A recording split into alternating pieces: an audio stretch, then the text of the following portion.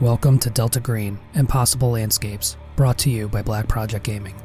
Get read in at blackprojectgaming.com. I'm Vince, your host and handler for this campaign. Joining me are Brett as FBI Hostage Rescue Team Operator Ira Breuer, also known as Agent Morgan. Cami as Dr. Jenny Archer, Anthropologist and Delta Green friendly. Doug as FBI Special Agent Mark Hansom, also known as Agent Meshach. And Jack as FBI Special Agent Cassandra Troy, also known as Agent Madison. Impossible Landscapes is a campaign of wonder, horror, and conspiracy, written by Dennis Detwiller for Delta Green, the role-playing game. For more information on Delta Green, please visit delta-green.com. This podcast is intended for mature audiences. Listener discretion is advised.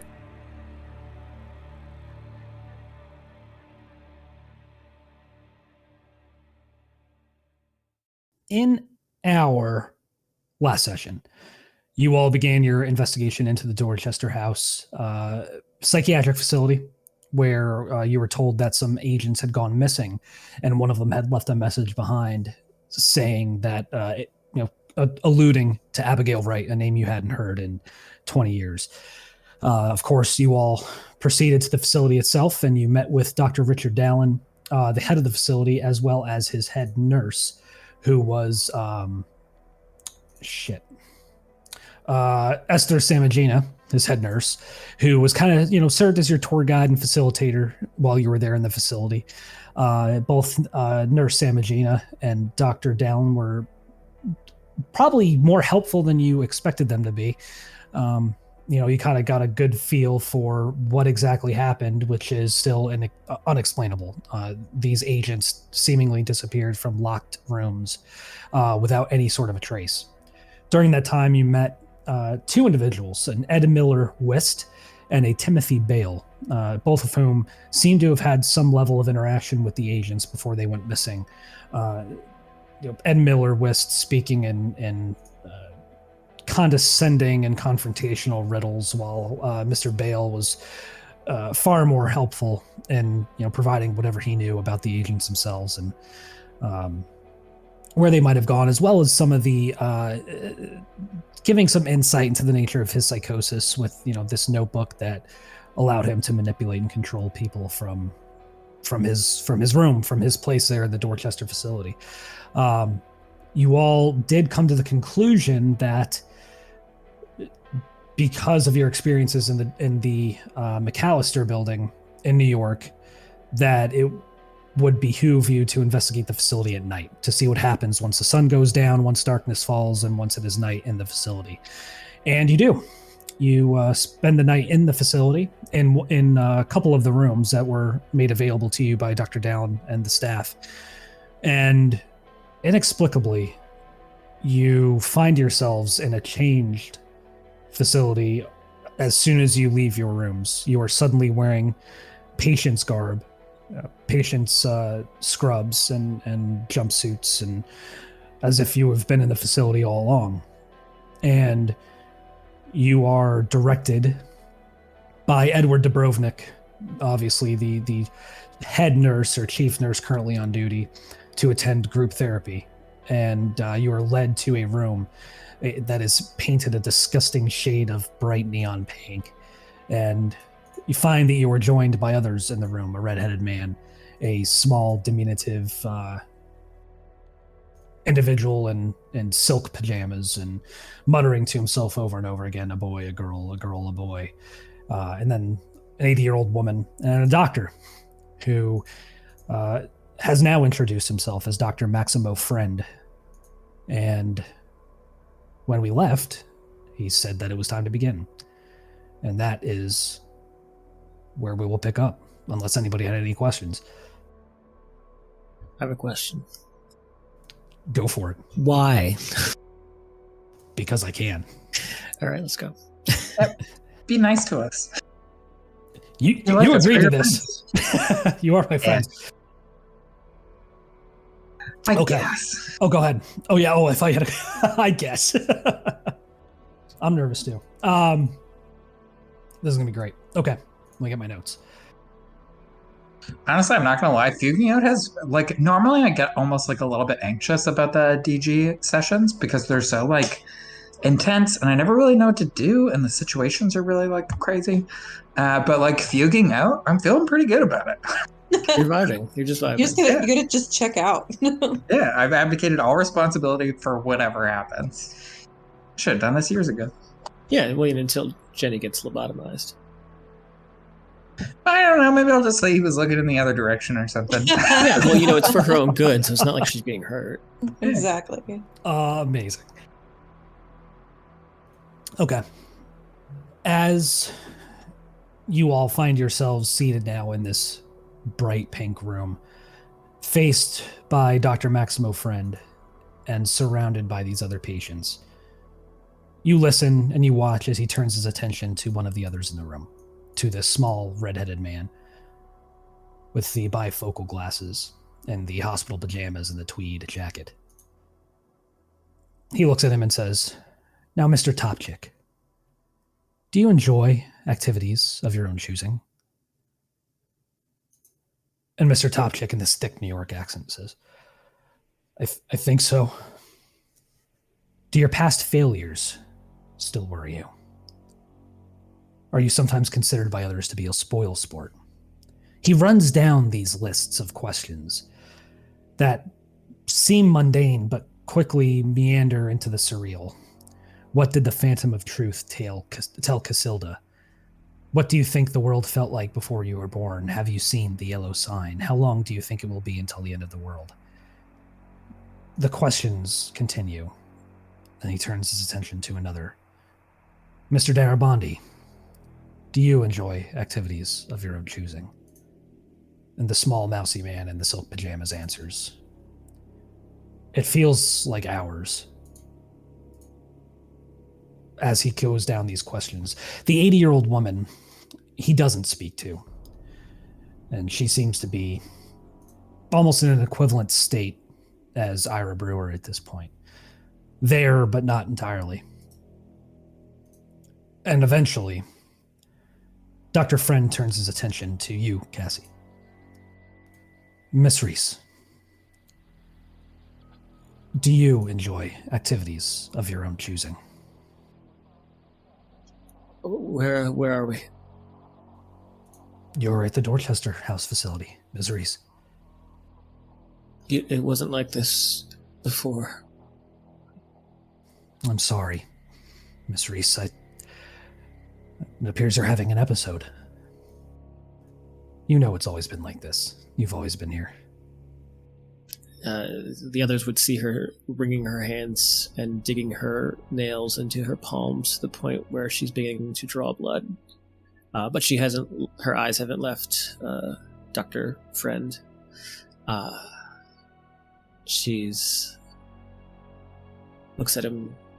I'm sorry, what was the question? He smiles very patiently, almost in a fatherly way. Do you enjoy activities of your own choosing? Yes. Good. Miss Archer, do your past failures still worry you? Jenny takes a minute to answer, but excuse me, having seen how the conversation with Cassie just went, she will kind of give like a small nod and just very quietly say, yes. Good. Mr. Hansom, are you sometimes considered by others to be a spoil sport? What's all this about? It's about healing you, Mr. Hansom. Look, I think I'll answer a question if you'll answer a question. All right. How do we get out of here?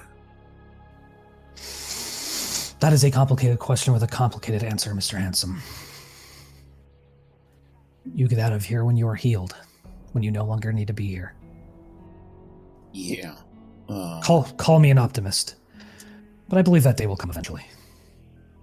Not today. However, not now. Where do we go when we get out of here? Back out into the world, Mr. Handsome, where you belong. Now, are you sometimes considered by others to be a spoil sport? Fair enough. Yeah, I used to nag the guys in my fraternity about certain moral failings. Good. Mr. Breuer seems to be elsewhere. Instead of just plain sitting there, can I say that he's like sort of swaying back and forth a little bit, and he's muttering something very, very quietly under his breath, repetitiously over and over again. And if you get close enough, you can hear him say, "Didn't read the script, can't remember my lines. Didn't read the script, can't remember my lines." Over and over and over again. I like that. We can definitely say he's doing that. Dr. Friend turns back to you, Cassie. Miss Reese, describe a time when you were certain the world wasn't real. And at this moment, as soon as the word real leaves his lips, you see the world around you melt away. You see this, Cassie, and you, Jenny, you, Mark, and you, Ira.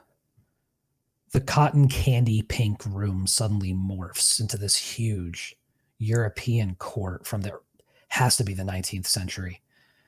All Baroque and gold filigree and a throne, red carpet, lanterns. Black banners hang from the walls, emblazoned with this strange yellow golden symbol. A sigil of some kind. You all are still in your hospital clothes, but Dr. Friend now wears the clothing of some kind of noble. He sits upon a golden chair next to this ornate, empty throne. I need you all to roll sanity. Even me? Yeah, no, I'll say because you're fugued out right now. I'm not taking that shit. I think I'm on a fucking beach in Hawaii sipping a margarita. That's a 53 for me. 53 out of 28. You lose, Wait, your sanity is 28? Yes. Good luck, Jack. Oh, boy. Oh, fuck. We're in the right place, aren't we? Yeah. Cassie, with a 53 out of 28, you lose 1. Mark, with a 21 out of 57, you lose nothing. Jenny, with a 75 out of 62, you lose 1. Are we still sitting? You are still sitting. In the same chairs? In the same chairs. Are the others who weren't with us, like Mr. What was his name? Top Chick and Darabandi? Yes. Are they still there with us? They are. Are they reacting to the change of scenery? They are not. And seeing the symbol emblazoned on these banners, I need everyone to roll sanity for that as well. And this time I will need you to roll sanity for that, Brett. Yeah, I figure. That symbol is like, if you're close to it, it's bad for your brain, right? Right. I kind of hope I roll another fumble. Let's just stack. Let's just get them stacked on. There we go. Oh, okay. Hang on. Cassie, with a 89 out of 28, you fail. I need you to roll 1d4. Jenny, with a 16 out of 61, you lose 1. Or you lose nothing, sorry. Mark, with a 6 out of 57, you lose nothing. Ira, with a 94 out of 68, I also need you to roll 1d4. Oof. Cassie, you lose 4 sanity. Ira, you lose 3. I've reached my breaking point. I've gone past it. Oh, why am I didn't reach my breaking point. Oh, was it just the amount of sanity that I lost last time? It was the amount, yep. Gotcha, okay. But, I just realized something. I'll edit this out, but I fucked up. You shouldn't have fugued out because you were no longer in the real world anymore. And so Cassie, even though you've hit your breaking point, nothing happens. So do I still subtract that 4 from my score? Yes. Yeah. Subtract the 4 from your score, but nothing happens. Okay. So I'm at 23 out of 25 right now. Okay. Just keep track of your sand loss and keep track of the fact that you're at your breaking point. And I'll say Ira, you're out of your fugue at this point. Can we wait for something to snap him out of it, rather than just have him like wake up? I kind of like dig the vibe of him because he's been trying so hard not to see this stuff for so long, and now he has no choice. So I kind of like the disassociation a little bit. Sure. Yeah, we can do that. Absolutely. For sure. So I'm going to message you both something real quick. Nope. Do I get a superpower? Totally. This is godlike, right? We're playing godlike. Yep, absolutely. We got teleported to World War II. What a wild twist. Yeah, right? It's Napoleon. Why is it trying to send it as an image? Hold on a sec. Let me I gotta send you this message. My apologies. No worries. You're all good.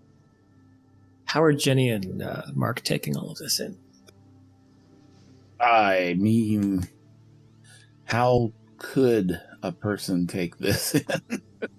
It's like, yeah, I think Mark's just looking around, awfully startled by this symbol and this change in scene, but also sort of taking it in like, yeah, I knew it was going to get weirder before it didn't. Yeah, I think Jenny, there's definitely a sense of fear. And I don't know if anyone would have caught this because it would have been brief, but at some point, oh my gosh, my Discord, at some point, there was also a moment of curiosity and maybe a little recognition that has kept her from going full fear and panic mode. But since everyone else is dealing with stuff, I don't know if anyone would have caught that. Oh, go ahead. I was going to say, at the risk of inviting more sanity rolls, what is that symbol that we're seeing? You don't know. I can show you a picture. Okay, all right. So it's not the symbol of Pervon. No. Or not Pervon. Who's the guy? Yeah, Pervon. Pervon. Oh. Isn't that a character from Critical Role? There you go. Or Person. Sorry, Person. Person. That, yeah. I knew I got it wrong. Person. Not Pervon was the guy with the armor. Okay. That is the sign you see. All right. When Dr. Friend speaks again, it is suddenly in a language you shouldn't understand. It sounds European. Excuse me. It sounds European, but it's foreign to you. But nevertheless, you can understand it. Lady Reese, did you ever believe someone or something? Or I'm sorry, I have asked you to describe a time when you were certain the world was not real. Check.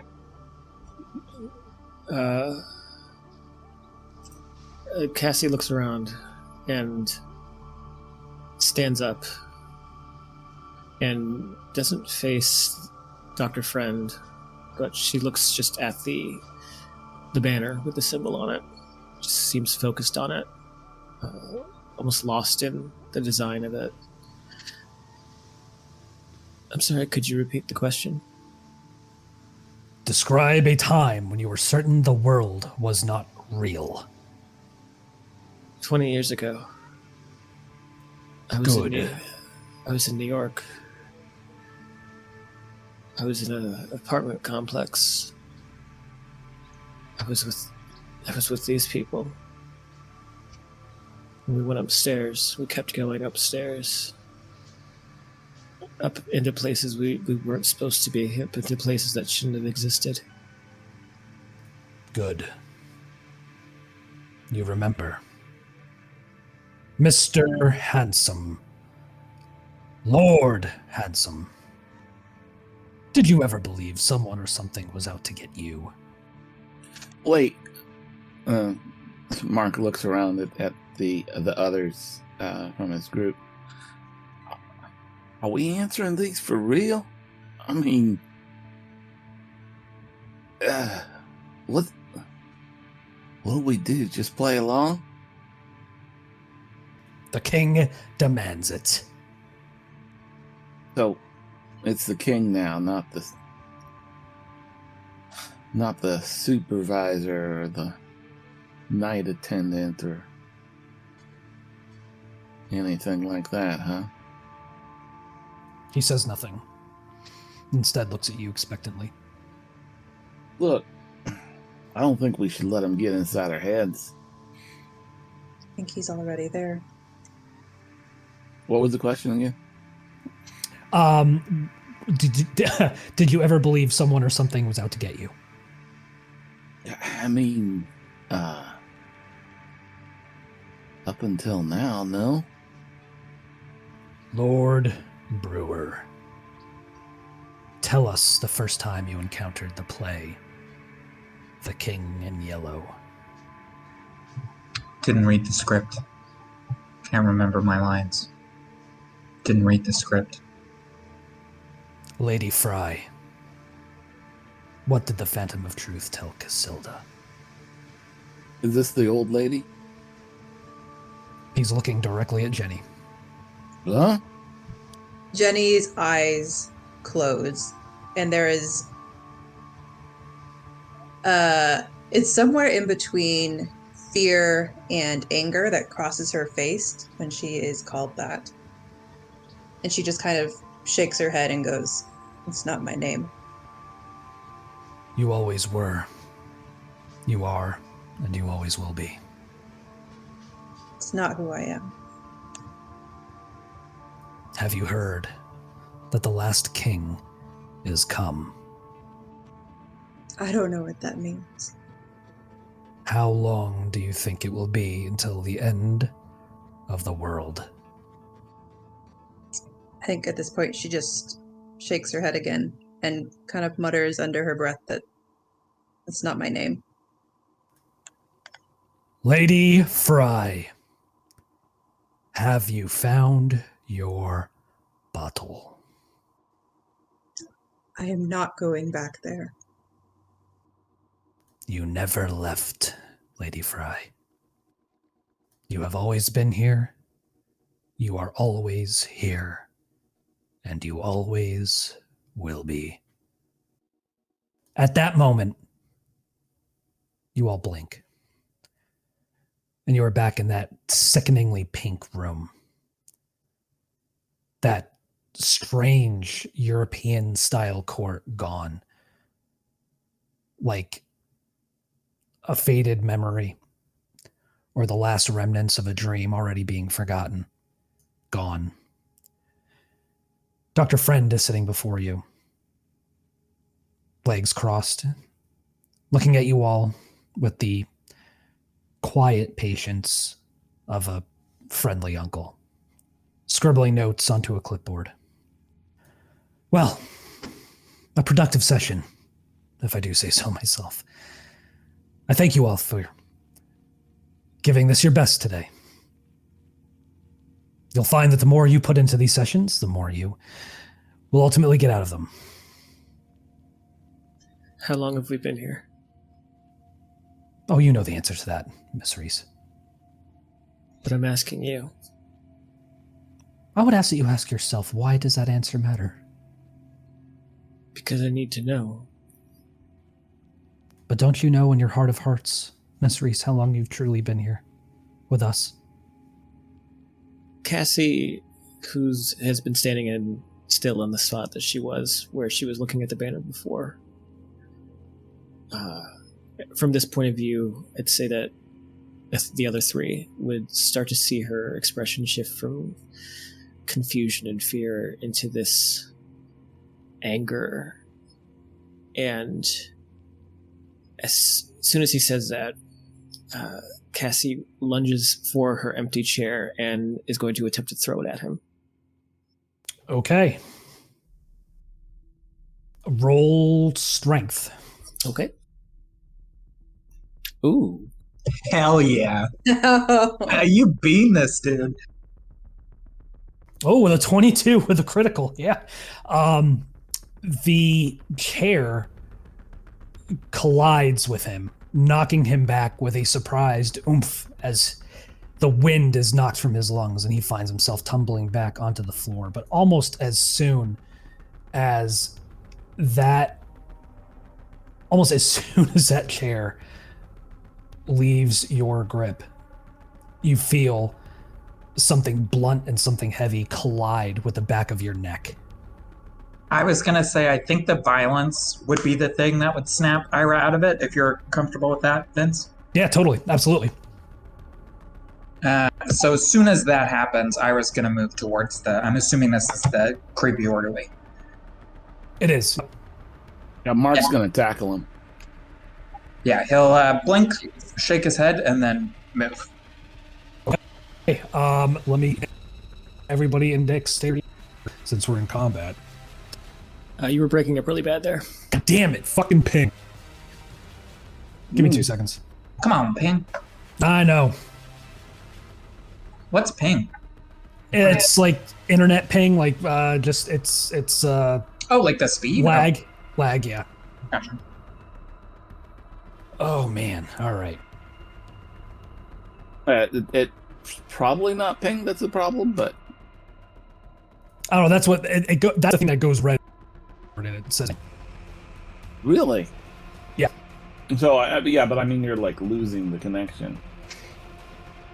I think that's what it is. That like the connection's going in and out.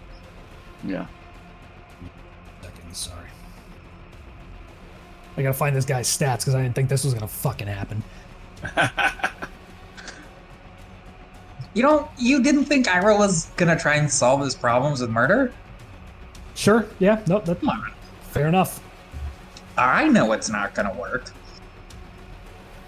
But I gotta try. You don't succeed if you don't try. Cassie, you take 3 damage as this blunt, heavy object collides with the back of your neck. Oh, okay. And with that, so let me look at everybody's dexes real quick. I got them all written down here. Okay. So, Ira, you go first. So what are you doing? You going for Dubrovnik? Yeah, I'm gonna hit him in the throat as hard as I can. I'm not trying to stun him or hurt him. I'm trying to kill him. That is a success. Max damage, baby. Yeah. You catch him in the throat with that strike, and he just begins to cough and sputter and struggle for breath. You don't seem to have crushed his windpipe, but you've certainly done some damage. Ira looks down at his hand, looks up at the guy, looks down at his hand again. Kind of in a like, oh, that usually works. Right, yeah. He probably goes before I do. Yeah, you're dead last. Yep. Cassie, you are up next. I'll say that you were able to throw that chair because it was kind of like a surprise action, but yeah, you're next.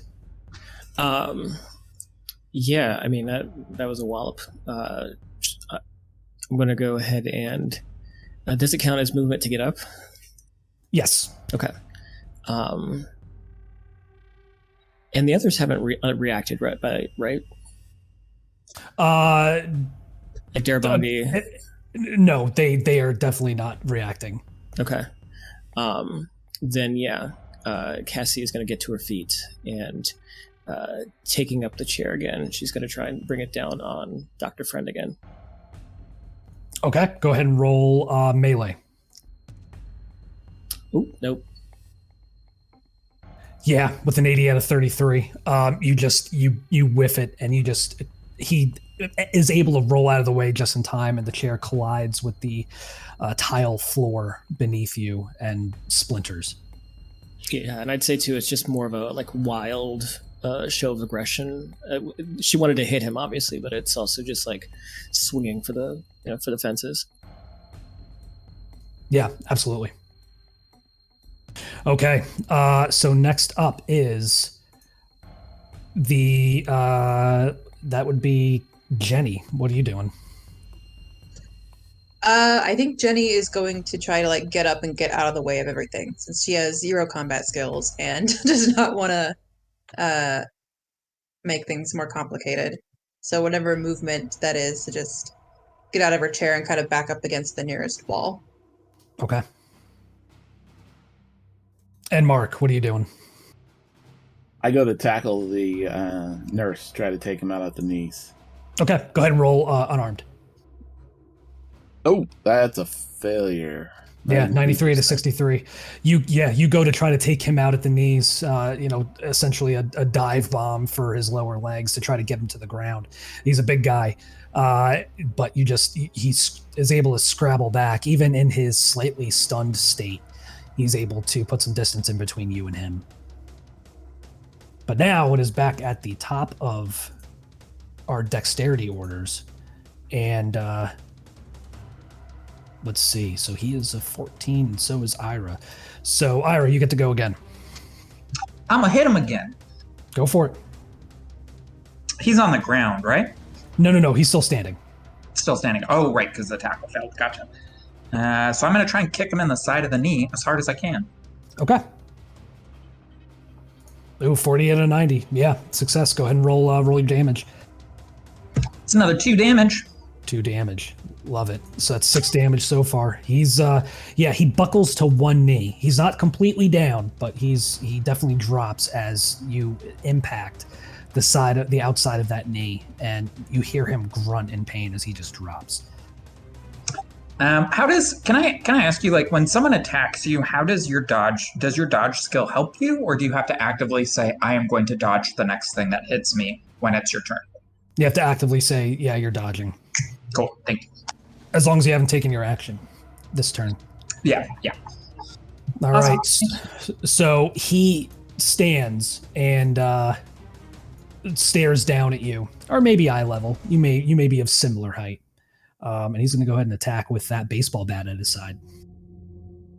Oh yeah, that's a success, and he does 7 damage as he brings that bat down across your face and lacerating your scalp. That hurt my feelings and also my head. Yeah. It hurt my head feelings. The door to the room bursts open. And actually, who goes next? Let me see. Cassie, you get... okay. That's coming next. Cassie, you're up. You said he had a pen or something, right? Yep, he did.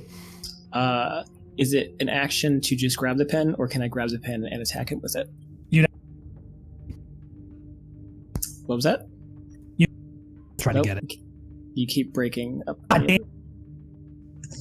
Oh no. I can't hear the words, but I can hear how frustrated you are, Bobby. You can grapple with him to try to get it from him. Okay. Yeah, you know what? I'm not going to try and get it from him. I thought he had dropped it, so I'm just going to go for the eyes. Okay. Nope. Yeah, 86 out of 63. No. Yeah, at this point... Go ahead. Yeah, at this point, having abandoned the chair, she tries to... she starts to try and get on top of him, and as he's squirming and writhing away, she's trying to pull his face towards her and just screaming this guttural, emotional, intense wailing at him, just like all the past 2 decades of all this confusion and anger are just kind of emptying out as she's trying to claw at him and gouge his eyes out, but it doesn't seem to be working. She's too angry. Okay. At this point, the door to this room bursts open, and 5 more orderlies swarm in, each of them armed with what look to be stun guns and syringes. One of them comes for you, Cassie, and manages to jam the syringe into the side of your neck. I need you to go ahead and make a con roll. Okay. I've actually got a pretty good con. Yeah. All right. So at a -40 with a 61 out of 75, you still manage to withstand the effects and maintain consciousness, but you are at a -20% to all actions for the next 12 hours. Okay. One of these men comes for you next, Ira, and attempts to do the same. And he's also constitutions. Yeah. Gotcha. he's also successful. Yeah, so he actually succeeds in getting it into you. So go ahead and roll your constitution. Also a success. Yeah. Oh, man, you're some hardy fellows. But yeah, you will be at a -20% for the next 12 hours for all actions. Cool. I am going to punch this guy right in the face. Oh my god. Cassie, go ahead and roll, or I'm sorry, Jenny, go ahead and roll your con ×5. Okay. As one of these orderlies manages to find yeah. Okay. So one of these orderlies manages to, in your state, just trying to get back and keep away from the melee. He comes up behind you and jams a syringe out of the side of your neck and depresses the plunger. And you feel this substance just surge into your body. Go ahead and roll 2d6. All right, so in 6 turns, you will fall unconscious. Oh, dang. Okay. Wait, oh shit. I think I may have just fucked this up. Hold on a sec. Okay, so Ira, you actually would have failed. Agree to disagree. Because it is at a -40. So Oh, fuck me. Gee. yeah. So because Cassie rolled so low, she was good. So with you, that would have been an 86 out of 70. So roll a 2d6 for me. 7. Why is that a +1? Oh, because you got 6 on one on the other. Got it. Okay, yeah. So in 7 turns, you will be unconscious. Okay. Doug, one of these orderlies finds you, unless you want to try to dodge. Yeah, I was gonna say, can I dodge? Yeah, go ahead and roll dodge. I mean, basically, Mark's just gonna kind of like throw his hands up and try and dodge out of the way at the same time, saying, "Hang on, we'll go peacefully." Go for it. And a 23. Yeah, you succeed. You manage to get out of the way, and the orderly kind of goes wide, isn't able to find purchase with that syringe and get it into your flesh. So you're good in that respect. But with that, Jenny, it is your turn. Oh, geez, I don't even know what. I think seeing that more orderlies have come in and they're becoming even more outnumbered and they were just injected with stuff. She's going to try to get Ira's attention, and probably just like move to like get down on her knees to like indicate that she's not going to be putting up a fight and just say, okay, we will comply. We'll comply. Ira, stop. Just try and calm the situation down. Top of the round, Ira, what do you do? I don't know, because I was kind of thinking like, he might be so like in the thing he doesn't really respond to it, but I also don't think he's that way about violence. Like I don't think he's like he's not like a barbarian. He's like a fighter. Yeah. Doing a little sanity to see if he is with it enough to calm himself down. Sure, yeah, that sounds like fun. Yeah, we'll roll sanity, and that'll be whether or not he got worked up enough during the course of this violence to, or whether or not he's been calm the whole time. No, he's been pretty calm. Yeah. Okay. So, I mean, they injected him with stuff, which I don't think he's a fan of, but for the moment, he'll put his hands up. But he's going to give the big orderly guy, I'm assuming because he got a laceration on his head and they bleed like crazy, I'm assuming he's got blood kind of streaming all down his face, maybe a little in his mouth, and he's going to do that smile, but it's just kind of like baring teeth with his bloody teeth in the orderly's direction. Okay. He brings that bat down across your head a second time and inflicts another 3 points of damage. Now, Jenny, you butthole. Oh no! I thought they'd stop. I didn't use an action. Can I use my action to dodge? Yeah, if you'd like to. Yeah. Yeah, I would absolutely love to. Go ahead. My dodge is actually pretty good. Haha. Yeah. Nice. Well, yeah. So you manage to just sidestep that swipe. Obviously, he's clearly discombobulated from those strikes you levied against him. And all of a sudden, Mr. Friend is in between you two. His glasses askew on his face. One of the lenses shattered. Mr. Dubrovnik, please. The situation has devolved quite enough, I believe. I don't think we need any more violence. Cassie, what are you doing? So he just vanished from beneath me. Absolutely, roll sanity. Yeah, cool. I'm into it. You lose 1 with a 78 out of 23. Oh jeez. Wait a second. Maybe I missed something. Who vanished? He was there 1 minute and gone the next. Friend? Cassie was pinning Friend down on the floor. Well, he wasn't pinned. Not pinned in the technical sense, but like she was trying to force him down. And he just like disappeared underneath her and appeared someplace else? I don't know. Ugh. All right. Might have been during the struggle when somebody was trying to stick her with a needle. He managed to get up and move. Who knows? Maybe Cassie's been clawing at the floor this whole time. The no answer to that question. Miss Reese, would you like to come with me? Cassandra whips her head around, seeing a friend behind her near the others. She starts to calm down a bit, noticing now not only the needle pain on her neck, but also the other orderlies. And Darabandi and the others still haven't reacted. Nope. She looks to them just helplessly, and then looks back up at the others with the same expression. I'm not going without them. I think it might be more productive for us to speak one-on-one. What if I say no? I don't have a choice, do I? You do. You do indeed, Miss Reese. Of course you have a choice. Then I choose to stay here with them. Okay. Perhaps next time. Would you all like to return to your rooms for the evening? Jenny nods, for sure. Ira passes out.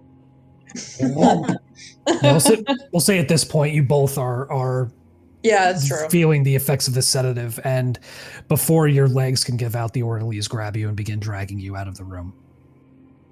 Mark, what are you doing?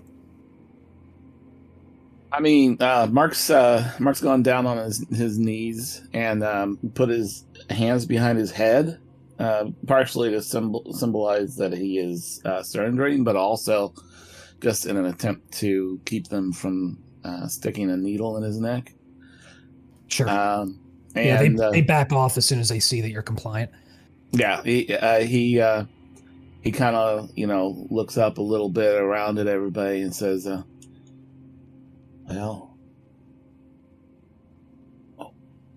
where are the others?" What others? Who? Diasa, Mac, Plaslat. Those guys. You mean the names you've used? The names we've used. What? For what? Another symptom of dissociative identity disorder, I'm afraid. Wait, are you saying that I said my name was who? I mean, pick one. At varying times, it's been this Cal Diasa and Plasad, and pick your poison. Well, I don't understand anything. And you are finally beginning to learn, Mr. Hansom. Acknowledging what you don't understand or don't know is the first step to healing. Yeah, maybe you better take me back to my room. Of course. Mr. Dubrovnik, please. Escort the patients back. Miss Reese, you sure you don't want to speak any further? She looks around, seeing now that Jenny and Ira have been, or are being dragged out of the this area, this room, and seeing what's Mark's expression when she looks at him. Mark looks defeated. It looks like he's lost. He doesn't know what's going on. Hearing Mark say he's going to go back to his room, and then seeing his expression, she'll look back up at Dr. Friend. Fine. I'll come with you. Good. And he smiles, grins, like you've just told him the best news he's heard in recent memory. We'll bring you back to your friends as soon as we're done. And with that, Jenny and Ira, you are brought back to your rooms, Mark as well. And we'll start with Cassie. Mr. Friend, or I'm sorry, Dr. Friend gestures for you to follow him. And two of the orderlies fall into step behind him, probably just to keep an eye on you, because you did try to kill him with a chair. But he leads you back into another room with down a hallway that you don't remember ever walking down, to a door with a star on its surface, and he opens it into another room, this one painted in green, varying shades of green. And in the middle of the room is a gurney. Please have a seat, Miss Reese. Is the gurney the only piece of furniture in the room? It is. I'd rather stand.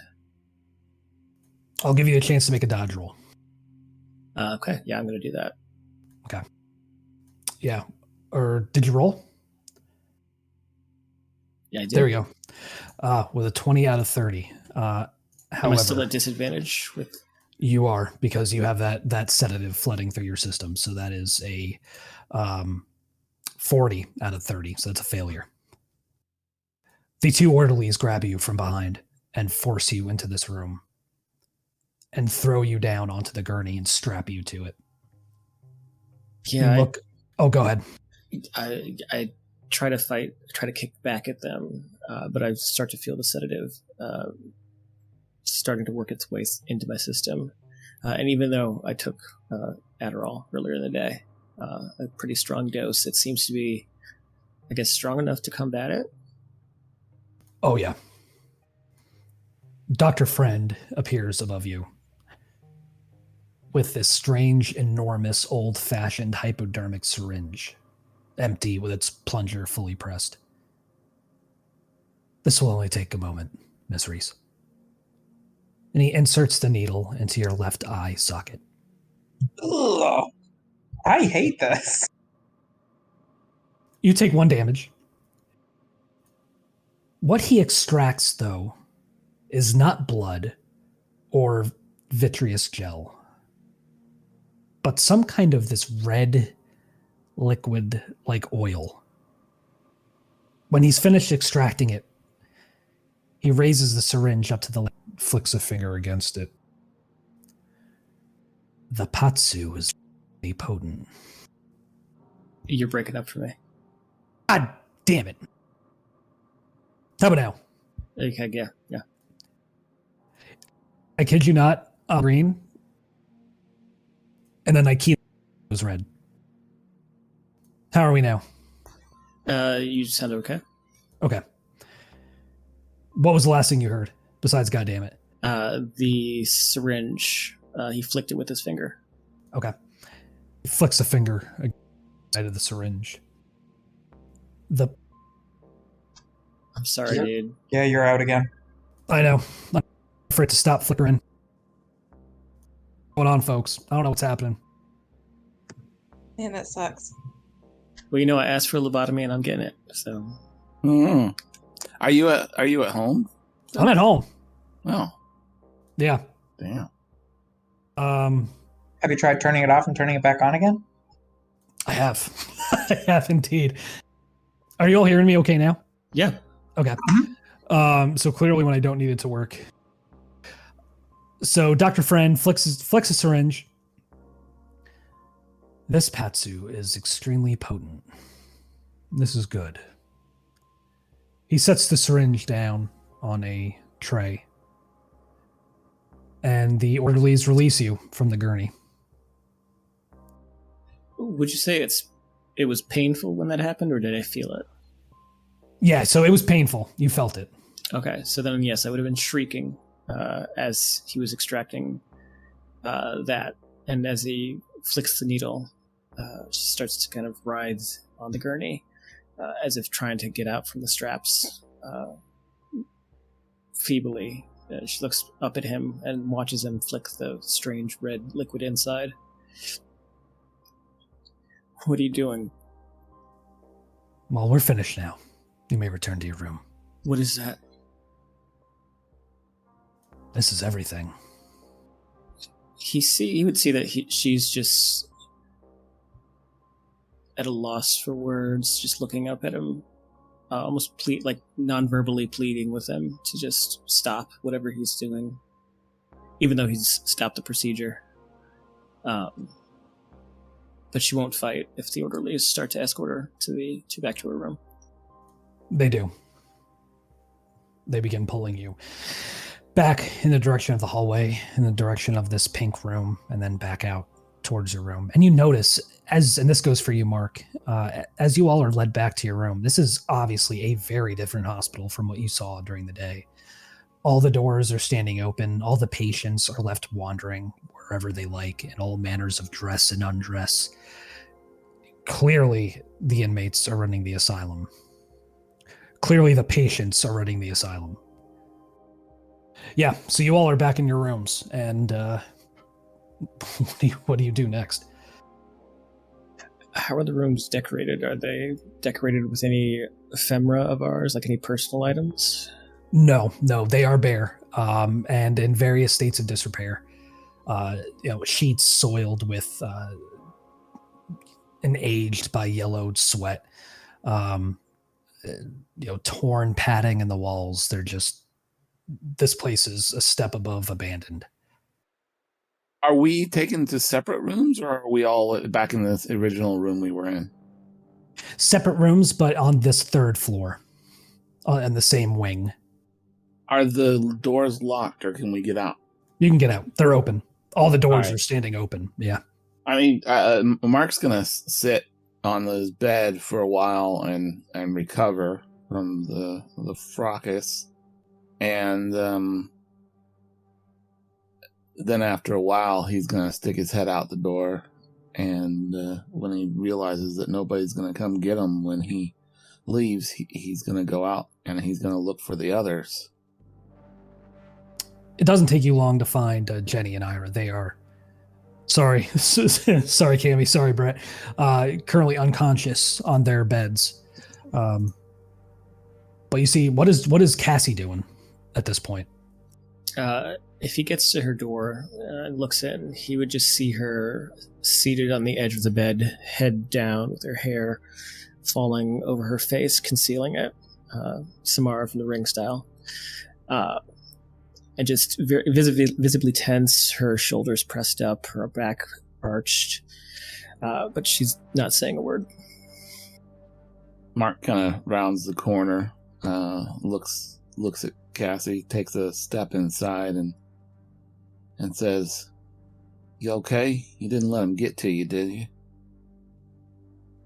She lifts her head up to look at him, and her hair's still kind of messy and fallen across her face, but from between some of the pieces of hair, he'd be able to see that the eye that was pierced probably has a few blood vessels that maybe it burst. Bruising as well. Bruising, yeah. What the heck? What'd they do to your eye, Cassie?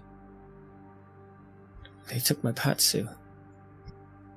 Do I know what patsu is? Hell no. No, you do not. Look, I'm just a I'm just a country boy. What's a patsu? I don't know. Shit. How do you know they took... Oh, never mind. Look. You all right? Can you see? That looks bad. Where are the others? Oh, they're unconscious. We should wake them up. I don't think that's how it works. Cassie just very casually gets off the bed and starts to walk, almost as if in a trance, to her door. And unless Mark is blocking her way, she'll start to walk out and go try to find Jenny and Ira. Yeah, Mark will go out. No, they're over this way, here, down the hall. See, there's Ira, snoozing like a baby. He's got his butt sticking up in the air. Little thumb in his Face down mouth. on him. Yeah, exactly. He doesn't look so scary from up here, does he? Is the door unlocked? Oh yeah, all the doors are kind of wide open. Oh, okay, gotcha. So seeing that he's just laying there, drooling on himself, incapacitated, she's going to go in and she'll stand over him for a few moments, and then start to shake him. You wake, Ira. Hi. Where's Jenny? Cassandra turns away as soon as you talk to her, and she's going to go try and find Jenny. She'll kind of try and shake off the sleeps and follow. And Jenny is in a room just a few doors down. Yeah, Cassandra will step in, but then noticing that Ira's behind her, will step aside. He'll go and sit down on the bed beside her and try and very gently wake her up. As soon as you brush her arm or touch her, Jenny, you awaken. He's gonna brush some hair back from her forehead. Yeah, I think she wakes up slow at first, kind of still out of it, but then like all the memories of where they were, what was happening come back, and she kind of starts, like she sits up kind of halfway very suddenly, but looks around, it's just you four, and she relaxes a little bit again. Oh, did the orderlies clean the blood off my face? Nope. I'm covered in blood. Hell yeah. What happened? You got enough height. She kind Are you of okay? She like touches his face very gently to kind of try and wipe some of the blood off.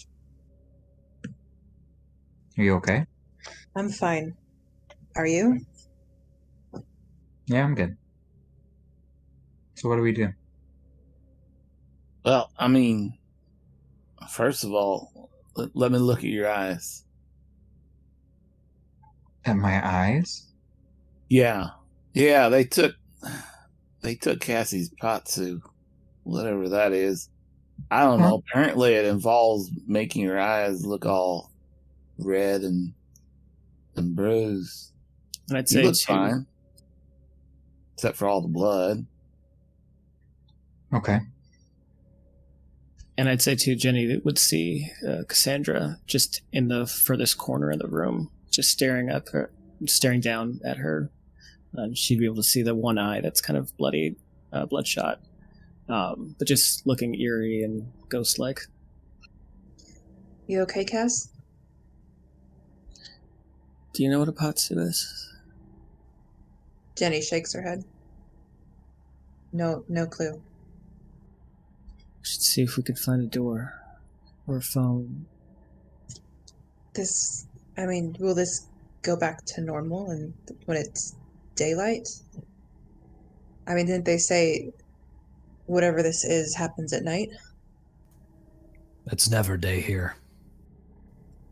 And you hear this voice from behind you in the doorway. I'm Turn sorry. around. Who is You it? see a Caucasian man of middle age, but with the stunted build of a 10-year-old boy, his complexion yellowed, his head deformed, his face scarred. He wears these false wax ears over the ruined flaps where his ears once were. As diminutive as he might be, he nevertheless projects this air of physical danger. His arms are thickly muscled, and the way he moves, you can tell he's more agile than you might initially believe. I said it's never day here. What do you mean? Day doesn't exist here. Where's here? This is the real world. Who are you all? My name's Ira. Really nice to meet you. Who are you? You can call me Mr. Wilde. You don't recognize us. Can't say I do. All right. Hey, Mr. Wilde, we're looking for some folks. Went missing. We think they might have come here. Have you seen them? People name of Who, Diasa, Mac. Any of those names ring a bell? I can't say they do, but people have a funny way of existing and then not existing in places like these. What? How long you been here? Can't rightly remember. For a while. Yeah. Yeah, if it never gets dark, I guess how would you know, right? What about you? Who are you really? How did you get here? Like I said, we came here looking for those people. My name's Mark. Mark. And you, the others, who are you? I'm Jenny. No, you're not. Makes you say that. Well, your father told me all about you. She, not that she was ever, fully relaxed, but the mention of her dad, she tenses up immediately. He's been in and out. He's here? When he wants to be. Is he here now? No. No, if I recall correctly, he should be in the labyrinth, looking for his bottle. What's the labyrinth? Oh, it's rude to ask too many questions without answering a few of your own. I know your Temperance, I know your Mark, and you. The big one with the blood. What is your name? What do you think it is? You don't look like a Dave. Ira smiles, and he still has blood in his teeth. And you. I believe I heard the others call you Cassie? True. Cassandra. Cassandra. You must hate Cassie. No, but I don't know you. Would you like to change that? How did you end up here? Well, I think we can all acknowledge we are all exactly where we are meant, playing the parts that have been assigned to us. Who's directing this? Oh, the King in Yellow. Is this king here? Oh, he's everywhere. Cassandra. He is a divine ruler. He transcends what we perceive as reality. He calls to certain families, to certain people, to certain places, and certain times, and he draws us all together under his rule in this place, in Carcosa. What's the purpose of it? It's not for us to know. We're just seized, captured like flies in his web, and pulled in. And we each, all of us, you, me, them outside, we all persist here at the end of those threads, being pulled ever towards him at the center. Is there a place where I can get some paper and a pen? Oh, of course. And You he'll have one? actually, he has a notebook with him, and he pulls out some loose pages and hands them to you along with a piece of charcoal. Ira is going to draw the symbol on the paper and show it to him. Does this mean anything to you? Oh, that's his sign. That is his sigil. You've seen it. Yeah, I find it very... Wait, let me double check something before I say something stupid.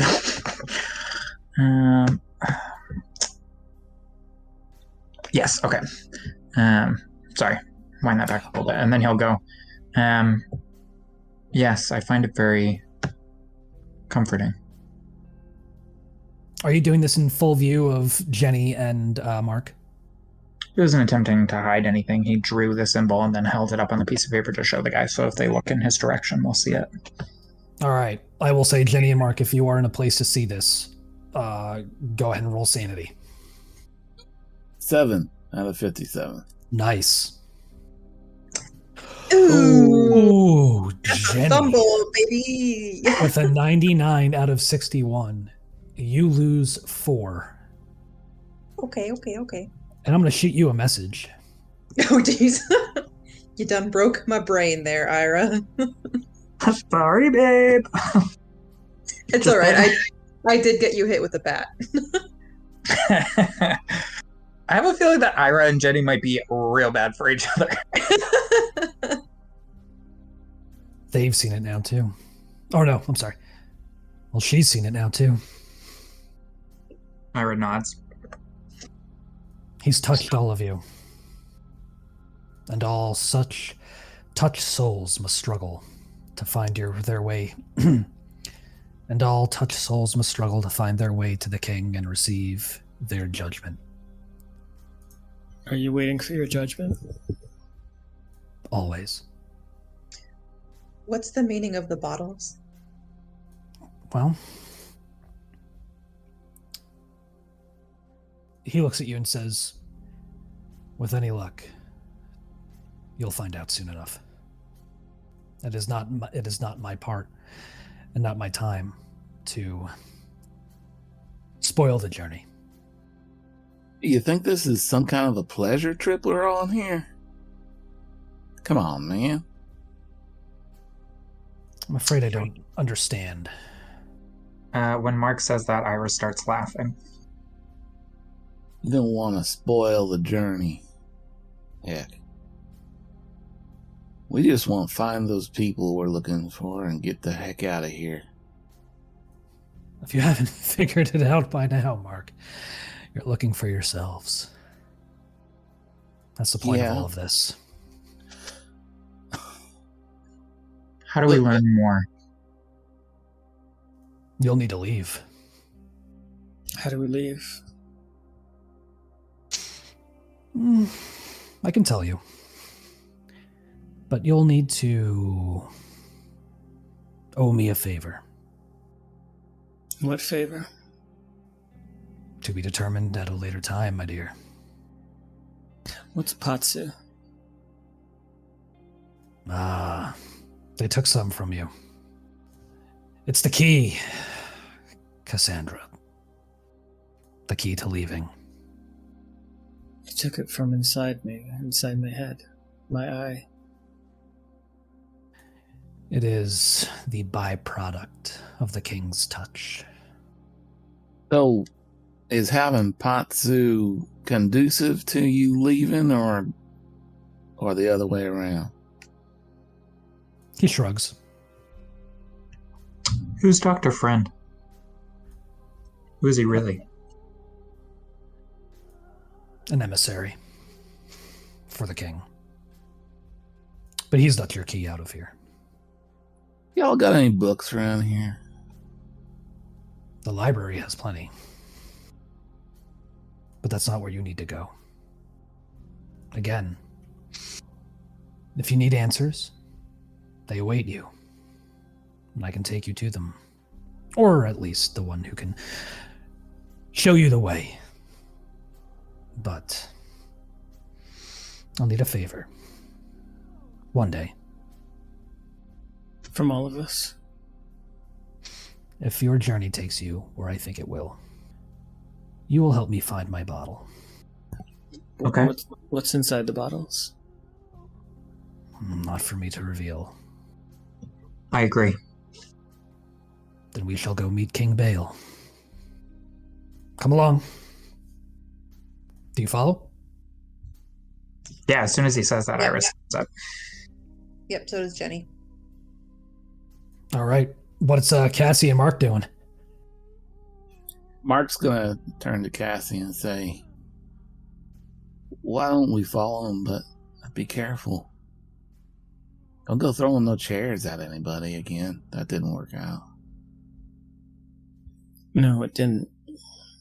And with that, Cassie will start to leave the room and follow. Mr. Wilde leads you down a series of hallways. Again, the interior architecture of this place doesn't seem to make any sense. The hallways go on for far longer than you ever remember them going, far longer than they realistically should. But again, I think we're all at the point now where we can acknowledge what should be and what is are two very different things. They wind and turn and twist and run on, and eventually you arrive at another cell. This one, a single solitary door set into a almost impossibly large wall that runs down to the darkness to the left and the right. The door is standing open, and inside you see Timothy Bale, squatting on a stack of waterlogged books. With him is a single old telephone and his notebook. He flips through the pages and dials, and he flips through the pages and spins the rotary on the phone, seemingly making a call. And the conversations he has are strange, typically lasting for no more than a few moments. 20 children. Leave them all in the water. We'll all see each other again when the curtain closes. Tell Ambrose to send the phone now. No, he has loads of them. He collects it. I think he drinks it. Over and over again as you stand outside. You notice that the cord of the telephone winds to a hole in the floor, disappearing beneath it. Mr. Wilde gestures for you to enter. Yeah, I go in. Same. Likewise. All right. He sets the phone down into its cradle and looks up at you all. So you found your way. We did. Can you help us find the next one? I can. Ira puts a hand on his shoulder. Thank you. Don't thank me yet. We've got a long way to go. I want to do a quick human check on Ira. Okay. He just seems way more game for interacting with everything than he usually does. So just want to see if there's, I don't know if like possessed would be the right word, but just any sign that there's something about him where he's not currently himself. Okay. Oh, you have Critical. the highest percentage of critical successes and failures of any human being. That's I ever either lived. do real good or I do real bad. It's in every game. Yeah, you've got 33%. chaos magic in your blood. It's crazy. Yes. Yes. Yeah. 33% out of 75. Ira, you want to tell her if she picks up on anything? Yeah, he seems oddly calm. Not really sure, like, what is the bounds of this? Of a human role? Yeah, like what's the Yeah, upper so it's echelon of stuff? Because I'm like, should I just tell her exactly what it is that I'm no, thinking of doing with Ira? no. Yeah, so it's not psychic. It's not like but it's what would your body language be telling her, especially since she knows you so well? What would your facial expressions be telling her? What's your tell, and what impression is it giving her? Since she knows your body so well. Ah! Hey. Well.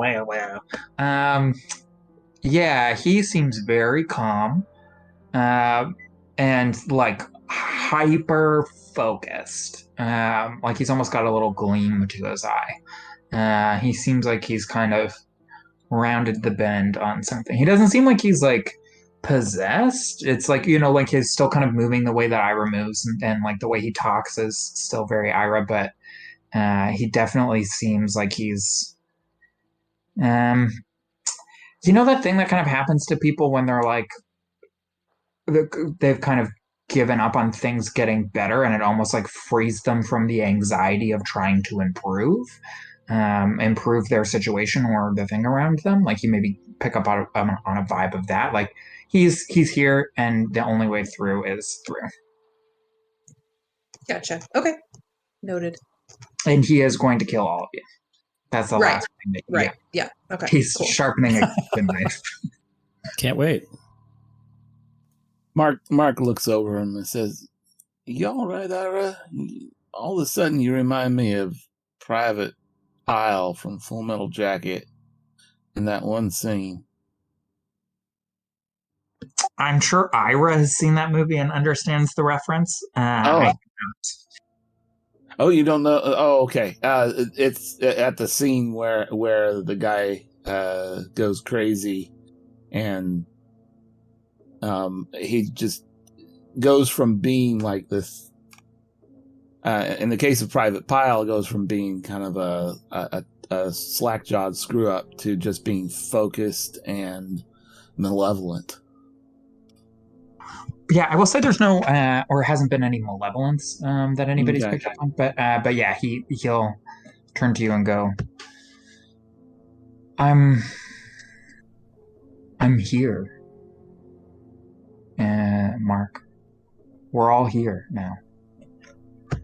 I've been trying to avoid this kind of thing, trying not to look at it, mostly so I wouldn't end up in a place like this. But now I'm here. And it seems like the only way for us to get any control of this situation at all is to, I don't know, give up the idea that we have control.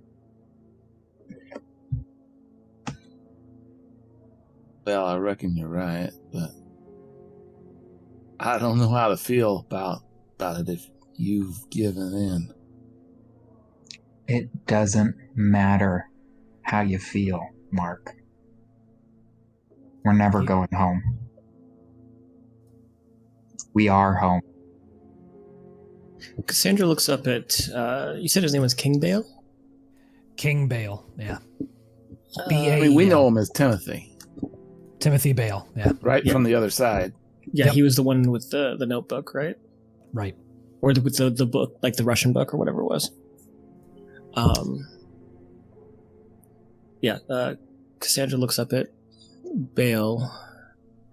You're king then. Only here. But you're not the king in yellow. No, not me. I have another role to play. And why are there two kings here? It's not usually how heraldry works. That's what Mr. Wilde calls me. It's a term of endearment, maybe. I don't know. I'm the king of a select few. You know, I couldn't help overhearing parts of your conversation. Parts of it sounded familiar. Do you call up people and tell them to do bad things? Good and bad are honestly irrelevant at this point, but I call people up and I instruct them to carry out the king's will. to ensure everyone is at their appointed places at the appointed time. You told somebody to leave them in the water. That sounds like something that I knew that happened. Those were kids, man. They were. And they were threats to his throne. How can you just do that? I mean, why don't you just say no? Choice, Mark, like so much else here, is just an illusion. You keep telling yourself that. And you start to see Cassandra break from this like temporary daze that she's been in, and almost in this like girlish way, covers her mouth and starts to giggle almost maniacally, keeping her head down though, trying to be polite but unable to hold in the laughter. Mark reaches out and puts a hand on her shoulder. You all right? It's just funny. Choice is delusion. And I never talk on. Oh, go ahead. I never thought about it that way. Well, this has got me all mixed up. We can talk on the way, but if you all want to get out of here, we need to get moving. It's a long journey. Okay. And Ira will step back and kind of hold out his hand, as in like, after you. Please. Let's go. Bale leads you all out of the room, and Mr. Wilde looks to you, specifically, Ira.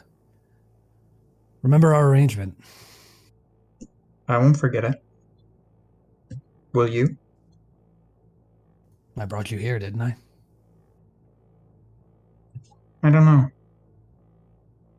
Ira smiles at him with his bloody teeth again. You're learning. This is good. That's what we came here for. And he kind of shuffles off, waving a hand over his shoulder. And you turn to follow Bale, and he begins leading you through this maze of corridors and rooms, and eventually he arrives at a large flight of stairs just leading down at this steep angle, and it is so dark you don't know where they end. Are you ready? Yes. He looks to the rest of you. Jenny nods. Ready as I'll ever be. Cassandra smiles, but in a very like limp, exhausted way. Almost as if she's given up and given in. And he begins leading you down into the dark, into the depths beneath the Dorchester House. You don't hear much. The occasional drip of water, the occasional scuff of a shoe on stone, the echoes of your breath and steps ricocheting off the walls around you. Does anybody talk to Bale as you proceed? Brett? I just said no. Yeah, from the back, Cassandra asks Bale, so why do you get to be who you are here? I wish I knew. He just wanted me to be. Do you know how long you've been here? No, I just know I was like you once. Like all of you. But you need to understand, everything you know is false. You are only now glimpsing the world as it truly is. The sooner you embrace that, the faster you'll get through this. How do we know we'll ever finish getting through it? Because the only way out is through. To Carcosa. Have you been to Carcosa? Maybe once. I don't know. Now, would we have heard of Carcosa? No. I mean, so it's 2015, right? Right. Would we have seen? Is this the time? Would we have seen it in on True Detective? No. Yeah. Yes. A good question. No. So Carcosa is a pretty historical thing, though, too. Like throughout art history, there's a lot of paintings that are devoted to the city of the dead, Carcosa.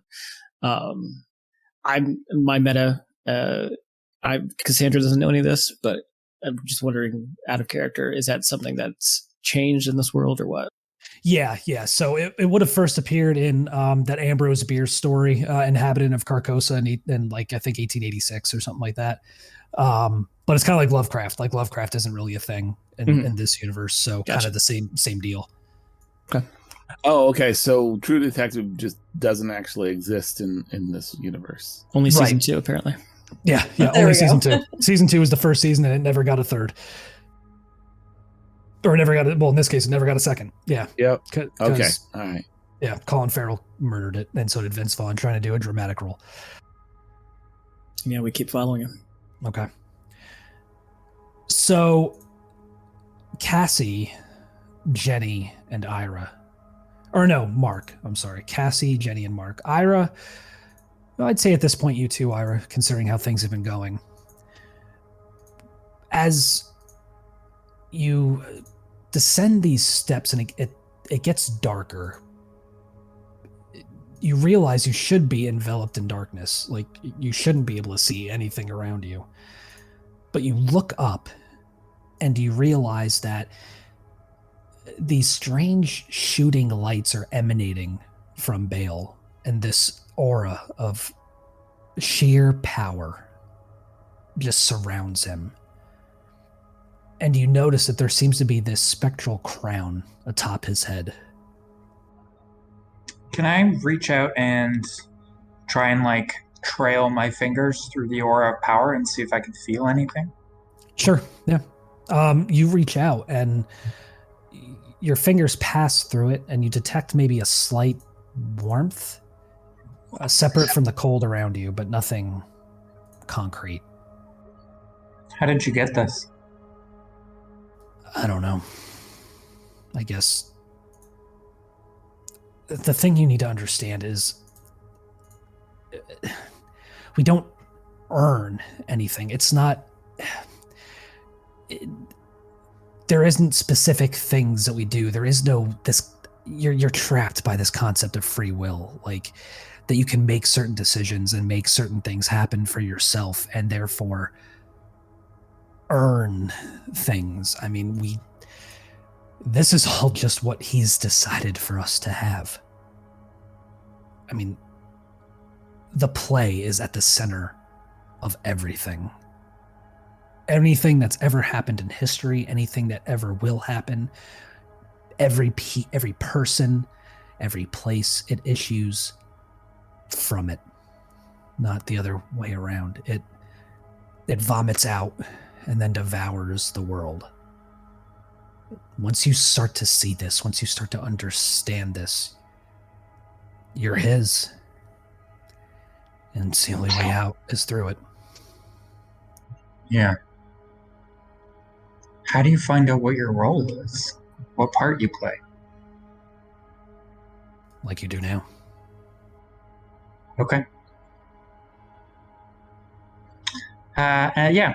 Ira has a little... I don't know if it's like a smile, but almost like a smirk, kind of. You're creeping me out. I know, it's so weird.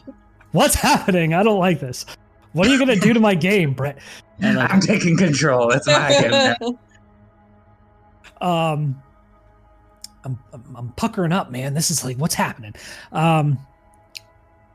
Bale continues to lead you down, and soon You don't know exactly when or how, but you become aware that you're no longer heading downward. Instead, you're walking down a hall. And it grows progressively blighter. It grows progressively brighter until you notice that you are now in these strange, almost theater-like hallways. Rich burgundy rugs and recessed lighting behind scalloped glass and gold-painted trim.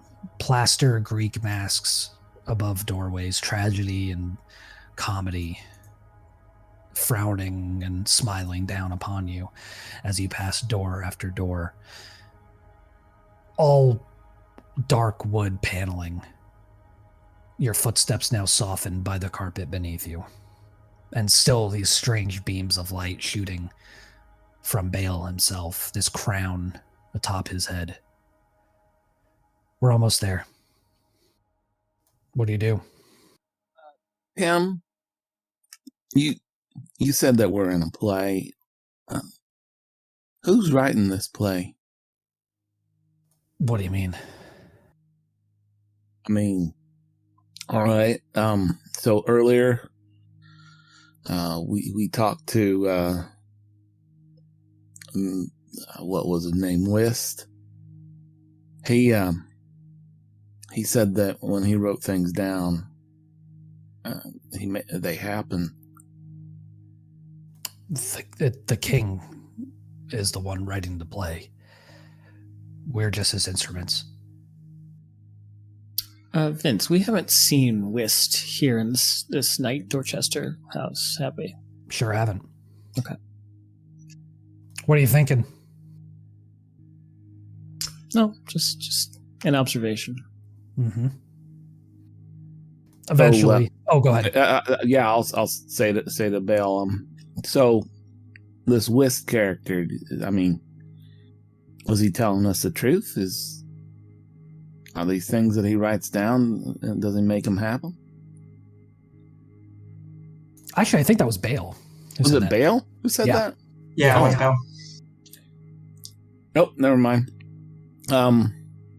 Right. So instead of saying that about Whist, I'll say, well, the reason why I ask is that you said that you write things in your book and make them happen, and I think we all thought you were crazy, but then I heard you talking on that phone.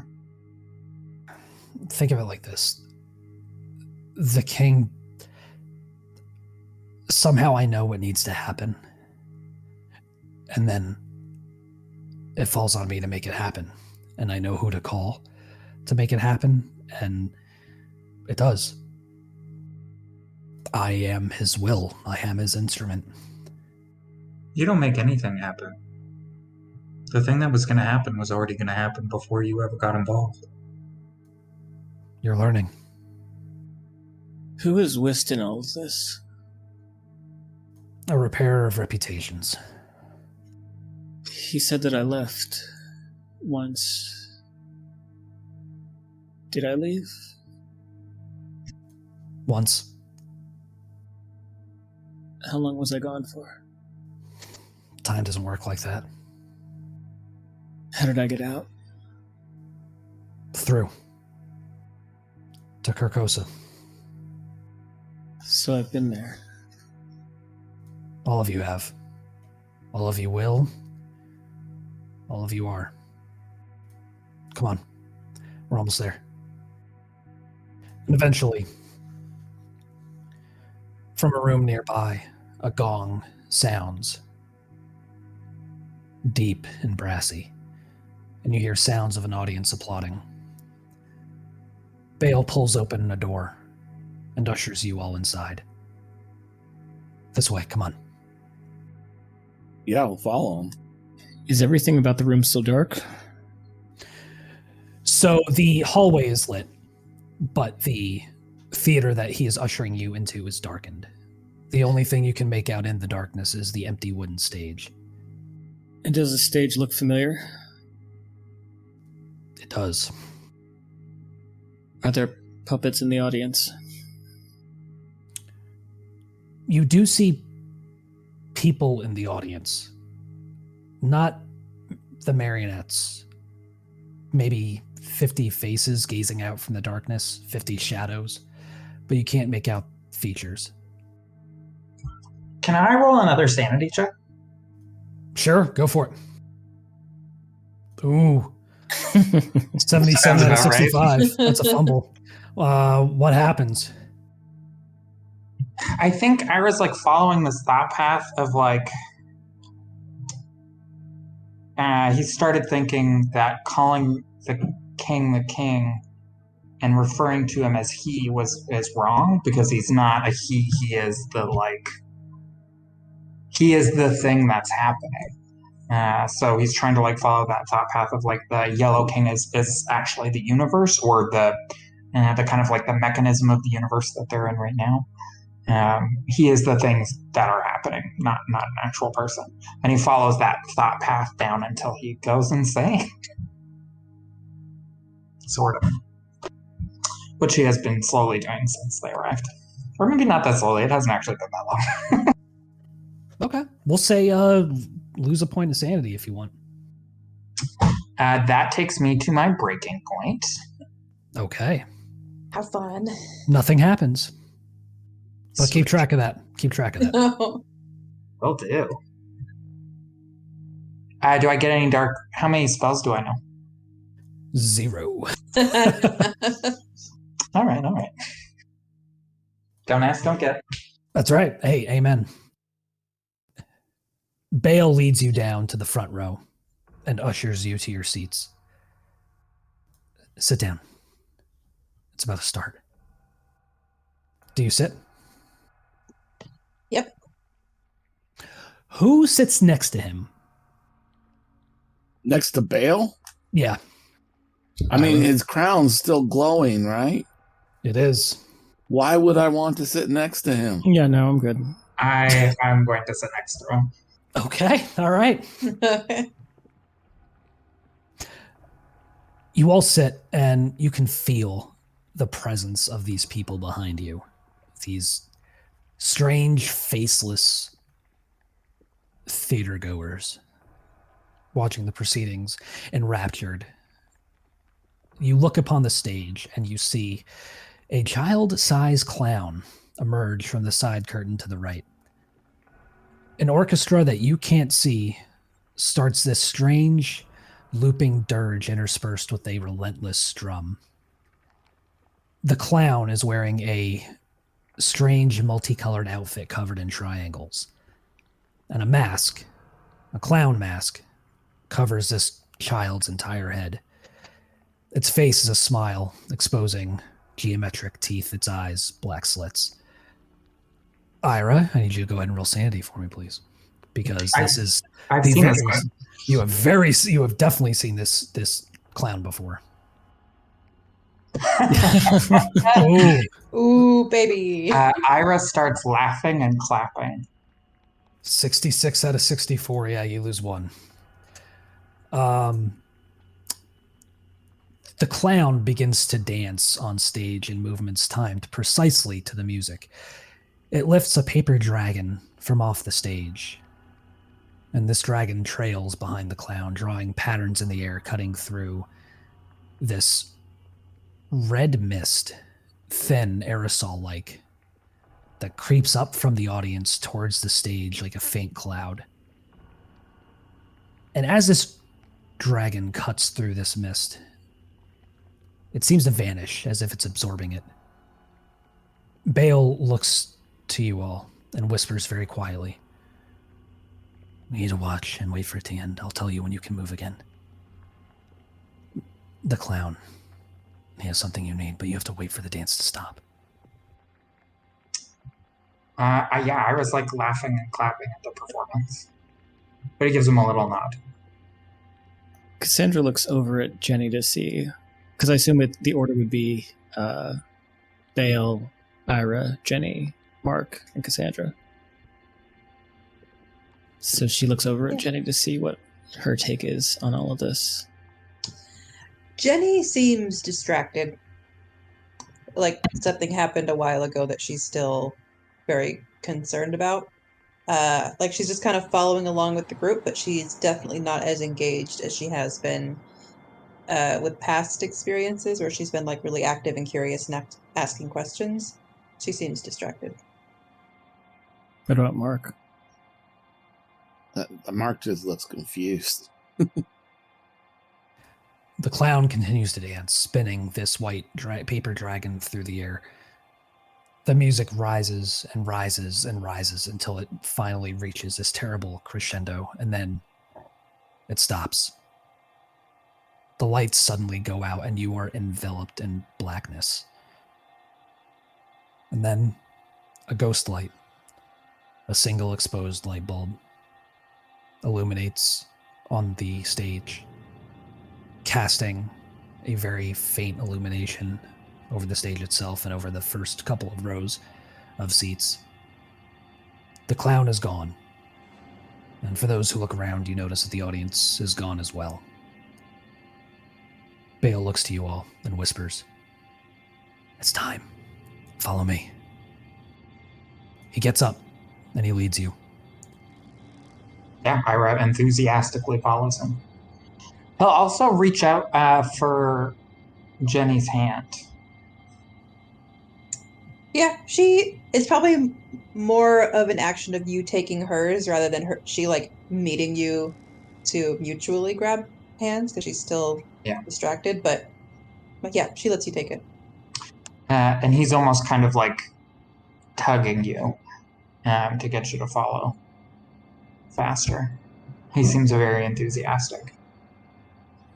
Bale, who taught you how to leave or how to get us out? I just know. I know what I need to. Do you know why he lets people come and go? So we can go to him. All right, come on.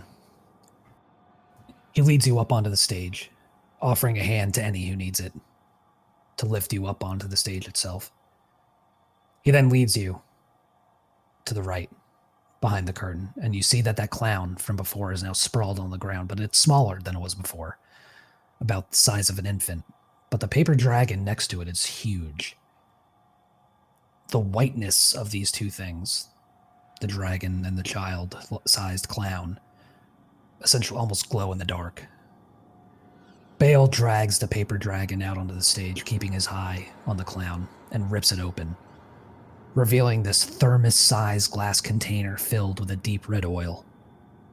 Cassie, you know exactly what that is. Is that mine? No, not yours specifically, no. Whose is it? Those who've come before. He twists the top off, looks at you all purposefully, and says one thing. The patsu is the way out. He takes a quick drink of the liquid and hands the container to you, Cassie. And then he vanishes. I need everyone to roll sand. Okay. Also, for those fumbles, on the fumbles, I'm only losing one. Is that right? Correct. Okay. No, I'm about to fuck you up. Don't worry. Oh, I believe it. I just wanted to make sure I had it right. Mark is on a streak. 34 out of 57. Yeah, man. All right. Jesus is watching over him. Yeah, that's right. Yeah, take the wheel. Cassie, with a 28 out of 22, you fail. Mark, with a 34 out of 57, you succeed. Jenny, with a 39 out of 57, you also succeed. And Ira, with a 65 out of 63, you fail. So, for Jenny and Mark, you lose 1. Cassie and Ira, I need you to roll 1d6, please. Cassie, you lose 1. Oh my gosh. I know. Like, this is supposed to happen. Ira started this game with a really high SAN and has lost a lot. Ira, you lose 5, but don't forget you can still project. Projecting is so... Well, do you have any bonds left? I'm not allowed to project onto Delta bonds, right? That's right. Yep. Nope, you're fucked. So yeah, you eat that. I will ask you, would you consider me and Jenny's bond to be a Delta Green bond, or has it kind of progressed into a personal bond? Oh, good question. I will say that it has advanced into a more personal bond, yes. I'm not going to project on it. I was just curious. Yeah, I'd say based on the nature of the relationship, yeah. But now you are alone on the stage with just this infant-sized clown and this ripped-open paper dragon, and Cassie, you are holding this glass container, and you notice it's growing lighter, as in its weight is changing, and the liquid inside appears to vanish from top to bottom. Is there some like invisible straw sucking it out, or? Yeah, exactly. And then a few moments later, it reappears in an identical manner, refilling to the top, and then it drains again, almost like it's breathing over and over again. Oh, that's cool. When it starts to fill back up, Cassie, taking a page from Bale, is going to try and drink some. Well, I will need you to roll an alertness first, or whoever wants to roll an alertness. Go ahead, roll one for me. Yeah, I've only got a 50 out of 20, so if someone else is more alert, they can. To figure out whether or not it would be appropriate, does it have something to do with the clown? Because I feel like Ira's like hyper focused on the clown. So if it's outside of the clown, then I won't. Oh no, it's the clown. If you're hyper focused on the clown, you see it stand, and it turns to face you, and it cocks its head almost inquisitively, and stares in Cassie's direction. Ira's gonna, I think, like, has been slowly maybe drifting towards the clown. As you take a step further, it is now bigger than it was. About the size of a tall man. And you look upon it, and Cassie, you find your attention drawn to it. Something isn't right, and your skin is just crawling with this instinctive, deathly terror. You need to run. Yeah, I look around. Is it just completely dark? Apart from that ghost light. Do I feel like it's emanating from the jar itself? It's that single exposed bulb. But you turn back to face the rest of the theater, and you notice that where once was the rest of the theater and the stage and the seats is now a solid wall of black stone. But to the left, you see the ceiling begin to lower, and another darkened room appears before you. I look up at the ghost light and just let out this blood-curdling shriek, like Laura Palmer style, and I go running towards this new room with the jar in my hand, kind of clasping it like an infant. So you start running? Yeah, I start running to the new room with the jar in my hand. Okay. What's everybody else doing? We gotta go after. Yeah. Okay. I mean, yeah. Mark starts running after Cassie. Wait. You just hear her shrieking. Okay. Ira's still drifting towards the clown. He wants to get a look in its eyes. Are you still holding on to Jenny's hand, or did you let go to do that?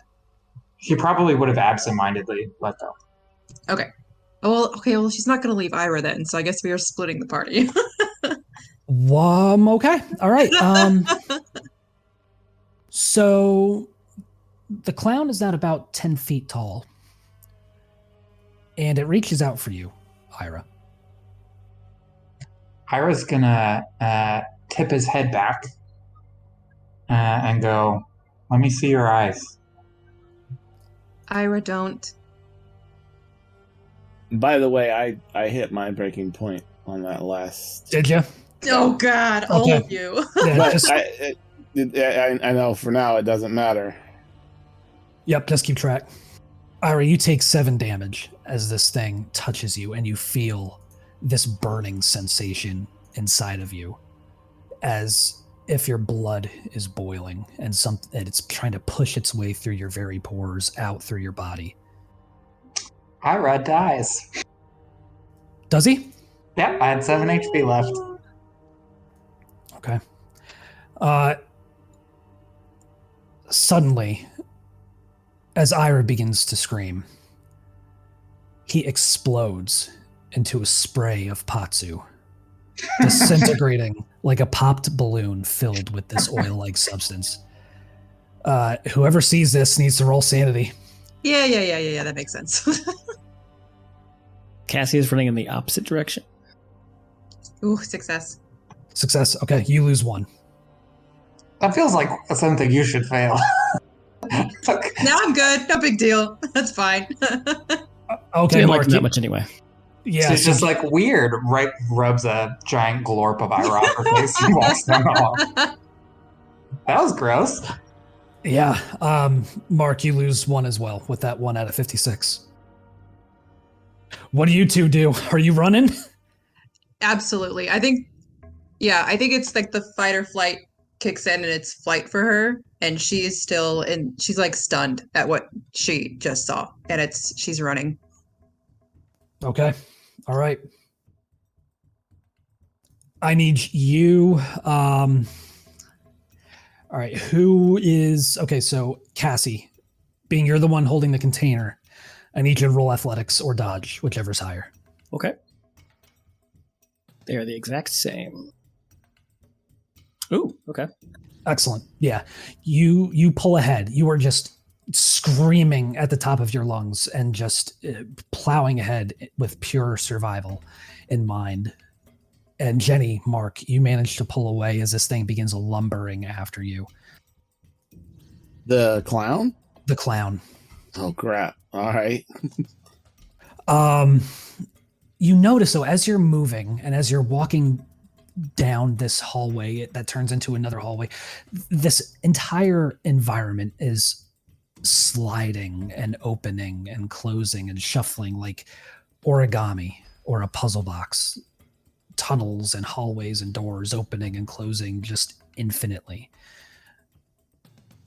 It seems like you're moving further, and you look back and this clown is now 13 feet tall, and it's smashing through corridors and hallways that should otherwise stop it, but it's in pursuit. Cassie, I need you to go ahead and roll luck. Oh, okay. No. Okay. All right. The liquid has not filled up to a point where you can drink it yet. Okay. I'm gonna Go keep ahead. running. Yep. Go ahead and make another dodge or athletics. Success. All right. With that 21 out of 30, despite it being successful, the clown pulls closer. Go ahead and roll another luck. Yes. All right. With a 6 out of 50, you look down and you notice that the container is now filled with patsu. I stop in my tracks and look back and see this giant clown creature barreling towards me. Do I see Jenny and Mark too? You do. You see them kind of just hauling ass right behind you. I stop and look back at them, and as I do, I take a big gulp of this patsu liquid. Roll sanity. Beautiful. With a 73 out of 21, roll 1d4. 1. You lose 1, and you vanish.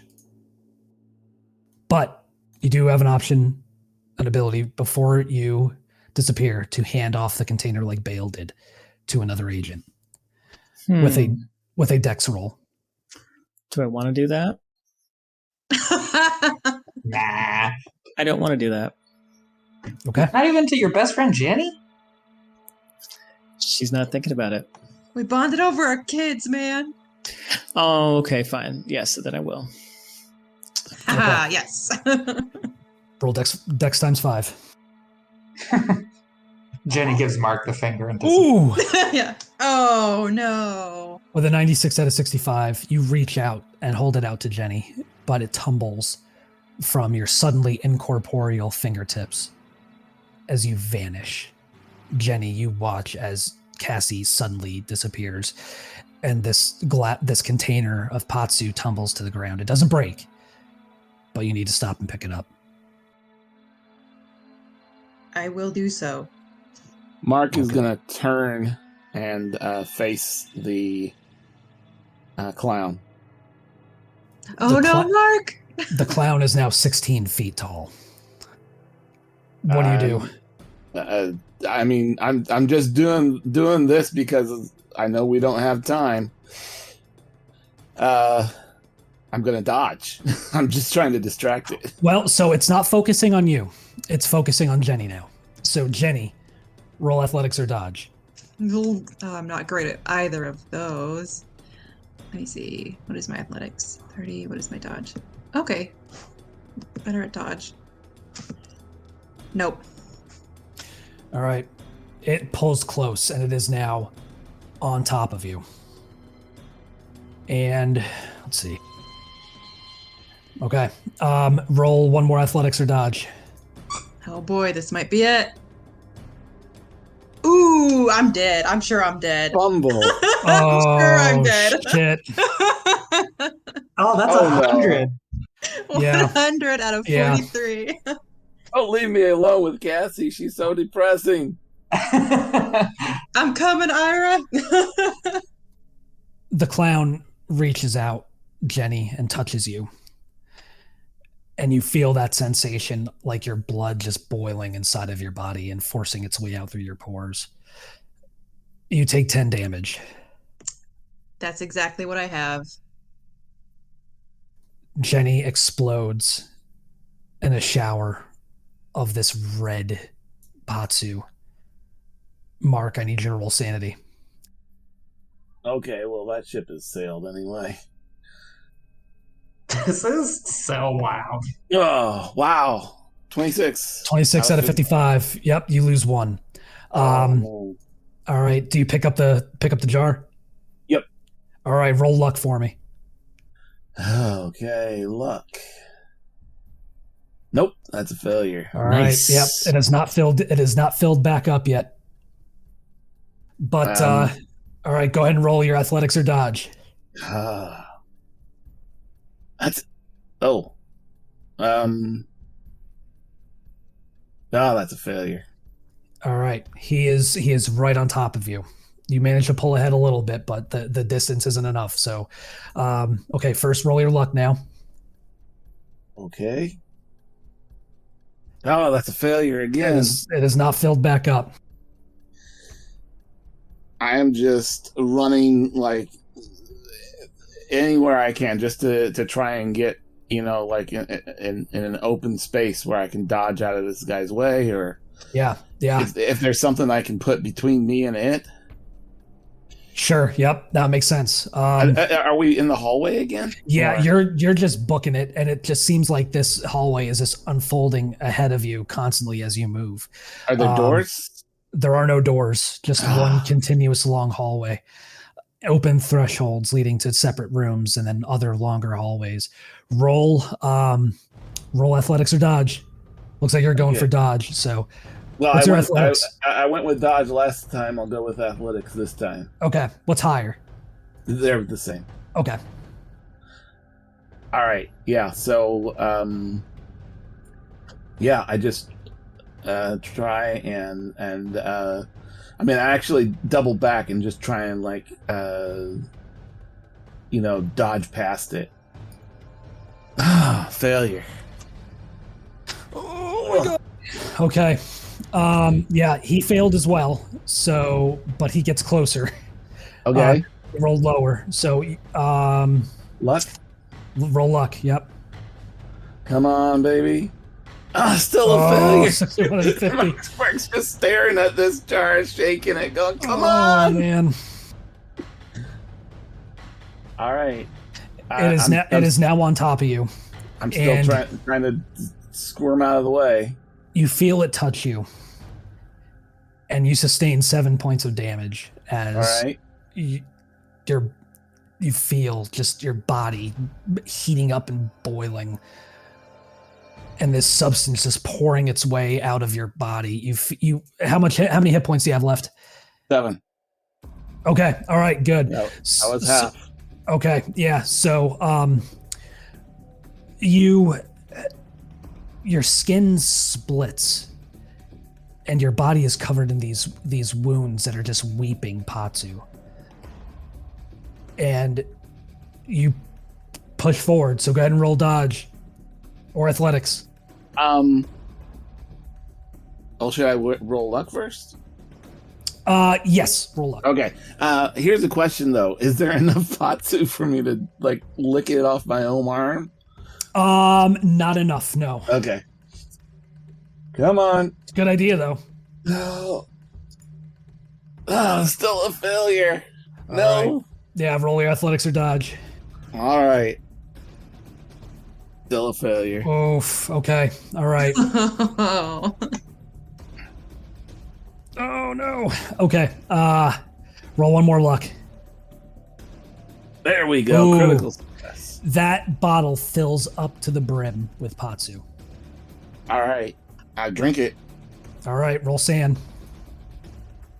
Your mouth fills with that taste of liquid ash.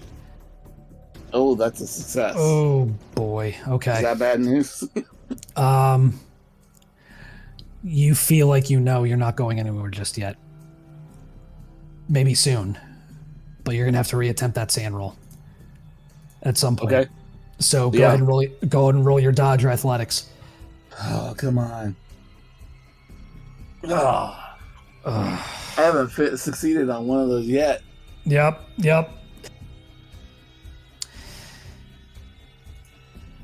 It reaches out and touches you again. Its hand brushing against your back, and you take 3 damage. Okay. As those wounds separate, as those wounds expand and split and open further. Roll sand. All right. How much HP do you have left? 4. Oh, okay. You're good. That's a failure. 369. 369. Hey. Nice. 69 out of 54. You vanish. Well, from my perspective. Yeah. Yeah.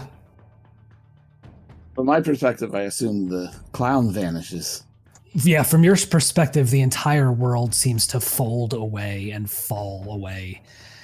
And it's like you're suddenly just opening your eyes for the first time after having awoken from a nightmare. And it's a similar sensation for you, Cassie. You open your eyes, and you realize it's just the two of you. There are no Jenny or Ira. But you awake in sunlight in an empty house, surrounded by dusty floors, unfurnished. I need both of you to roll 2d6. 10. Okay, good. 12 for Mark. Beautiful. Yeah, 12. You regain that much sanity. Oh, good. What? Oh, nice. Oh, my. How much do I get back? You are deceased, good sir. Oh, I thought that was a fun joke.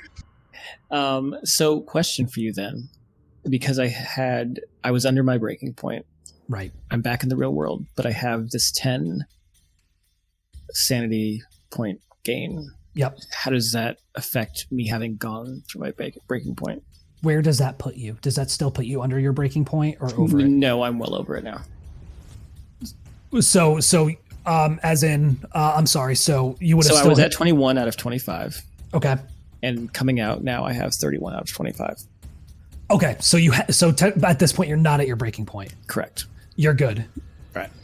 How about you, Mark? Yeah. Mark's in the same situation. He Okay.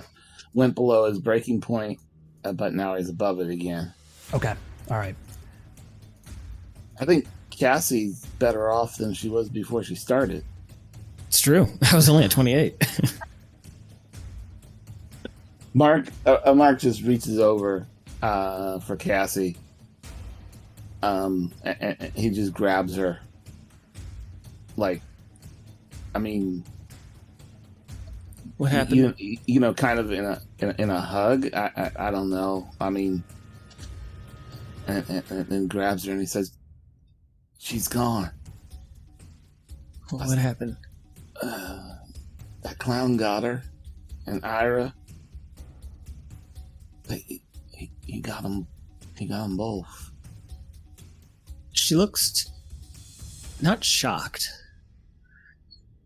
She's definitely drinking in this turn of events, but it's not like a look of surprise that's on her face. It's more like as if she knew this was going to happen, and she's almost resigned to it. What? What the heck, Cassie? What? I just told you that Jenny and Ira are gone. What is gone? Like dead.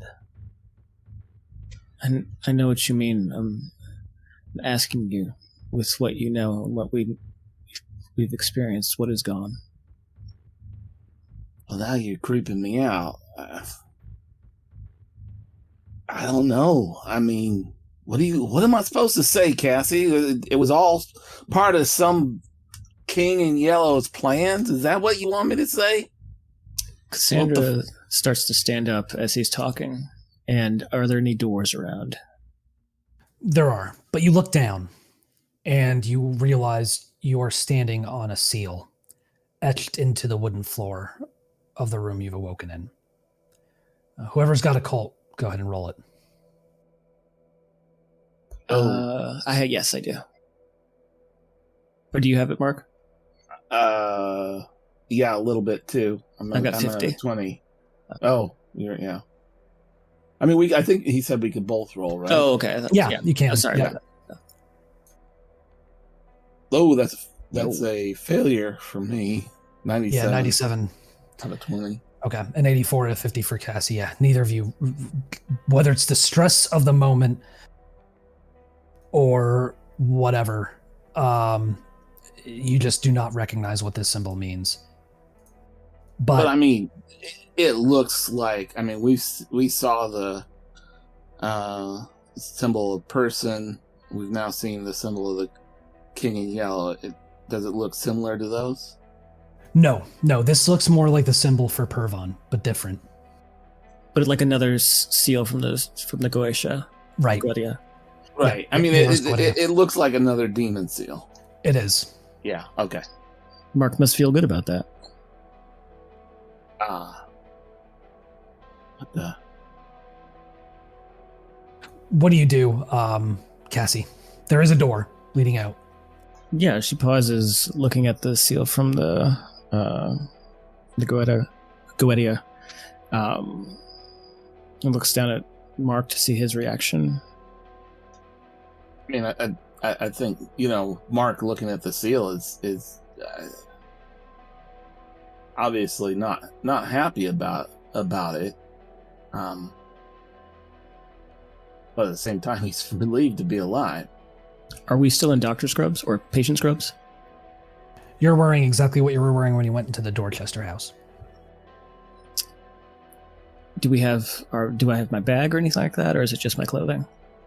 Just your clothing. Yeah, whatever you turned in at the front desk or whatever you didn't bring in with you is gone. Okay, so I rush to, realizing that I seem to be back where I was before, rush to the door. Okay. Is it unlocked? It is. Wait. We're not where we were before, are we? No. Where are we? That's what I'm trying to find out. And I open the door. You're in a house. Just an unoccupied, unfurnished house that appears to have not been occupied for some time. A fine layer of dust covering most visible surfaces. Are there drapes? Are there curtains? There are not. The windows are standing open and sunlight is pouring through the glass. Does it look like a residential area, looking through the windows from here? It does. But as you look out, you see this strange clockwork child on the curb in front of the house, and you can't shake this feeling that it's looking at you. I back away from the window, and I'm going to go try and run to the front door to see if I can catch up with it. You do. You go to the front door and open it, and the child is there. That music box dirge playing as it wobbles forward, and it holds a folded piece of paper in this one spinning hand. At this point, Mark is following Cassie. Probably saying something like, hold on there. As she runs away. I extend my hand to take it, but when I do, I look down at my palms. Do I still have like the claw marks from where I was digging into my palms? Yes. Okay. Then yeah, I'll take the piece of paper. Roll sanity for me real quick.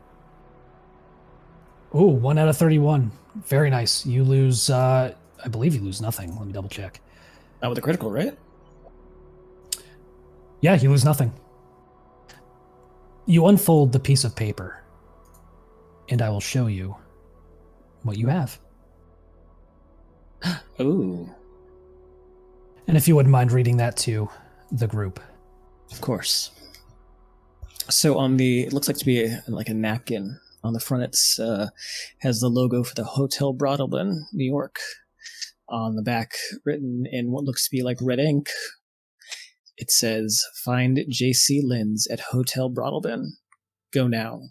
Find the hotel, the labyrinth, the author, his bottle, the city, the lake, its shadow, the battle, then the party, the dance, the girl in blue, the one singing. Nothing is true, except out is through. Love and kisses, Abby." As you look up, the clockwork child is gone. Abby. Abigail. And Right? Yeah. Yes. Dang God. Was that her? No, I don't think No. it was. We have to go back to New York. Where the heck are we? Vince, I wouldn't have put my cell phone away in my backpack. Is it still in my pocket? I will say yes. Okay, so I pull it out. Actually, roll luck. Okay. Roll luck for me. Yeah, let's leave it up to a luck roll. Nah. You do not have it. Yeah, I 90 out of mean, 50. a lot of places like that will ask you not to take cell phones because they're cameras.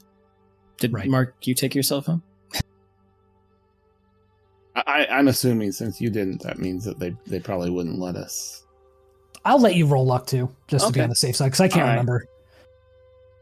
remember. Cool. Nope, that's a Yeah. failure too. 50 out of 50. Unfortunately not. Well, one of these houses got to have people in it. You want to go knock on some doors? Yes, but where are we? I was just trying to think of a way to ask that without asking it, you know? Lead the way. You're better at talking than I am. You're going to be all right. You ran towards that doll. That seems like unstable behavior. But she ran away from it. No, the doll. No, the doll, the clockwork doll. Oh, the clockwork The doll. Got doll. it. My bad. Yeah. My bad. I was thinking the clown. I'm still Yeah, the fucked up. clown. No, everybody ran away from everybody. Who's going to run towards a clown? Well, Oh, wait. Well, yeah. Honestly, I couldn't imagine who would do such a thing. All right, yeah. We'll go down the street, knocking on doors till we find somebody home. Roll luck for me. All right. That's a failure. 71 out of 50. Yeah. Cassie, if you want to roll. 12 out of 50. Yeah. Success. Yeah. You managed to knock on a door and a young woman answers, probably in her early 30s. Hello, yeah, can I help you? Hi, yeah. Sorry, me and my friend, we were driving, and our car broke down. She screams when she sees Mark and slams the door shut. Mark, you're still covered in these open weeping sores. That's true. Oh, did I not notice that? I'm sure you would have if I maybe I failed to mention it, but yeah. Yeah, I didn't know he carried them with him. Okay. Oh yeah, no, those came with him. Yeah, when that happens, Cassandra turns, and realizing that she was in this kind of state of just flight and survival, and not realizing that Mark was covered in these open wounds, these sores, these pustules. She turns, and finally, like, the reality of that sinks in, and she backs away from him for a bit. Somebody roll alertness. What's your alertness? It's pretty high. Yeah. 51 out of 70. All right. Yeah, go ahead and roll. You got a 51 out of 70. I apologize. Yeah, with a 51 out of 70, you notice a nearby street sign. And you look up and you see that you are on the Codman Square. You're sorry. You're on a quiet street. Fuck. Never mind. Sorry, it's not a specific street name. You look up and seeing the street signs and the street names, you realize that you are still in Boston and the Codman Square neighborhood. Probably only a 5-minute walk from Dorchester House. Do you need to go to a hospital? I'm not sure what that looks like. Maybe we should go back to Dorchester House and talk to the doctor. No, not yet. No? As you all are standing there out in the street talking, you see two people approaching you, waving you down. Hey! You made it through. You're all right. Who Do is we it? know who these people are? You don't. But you'll find out next session. Oh. Because that's what we're going to call it. Oh, man.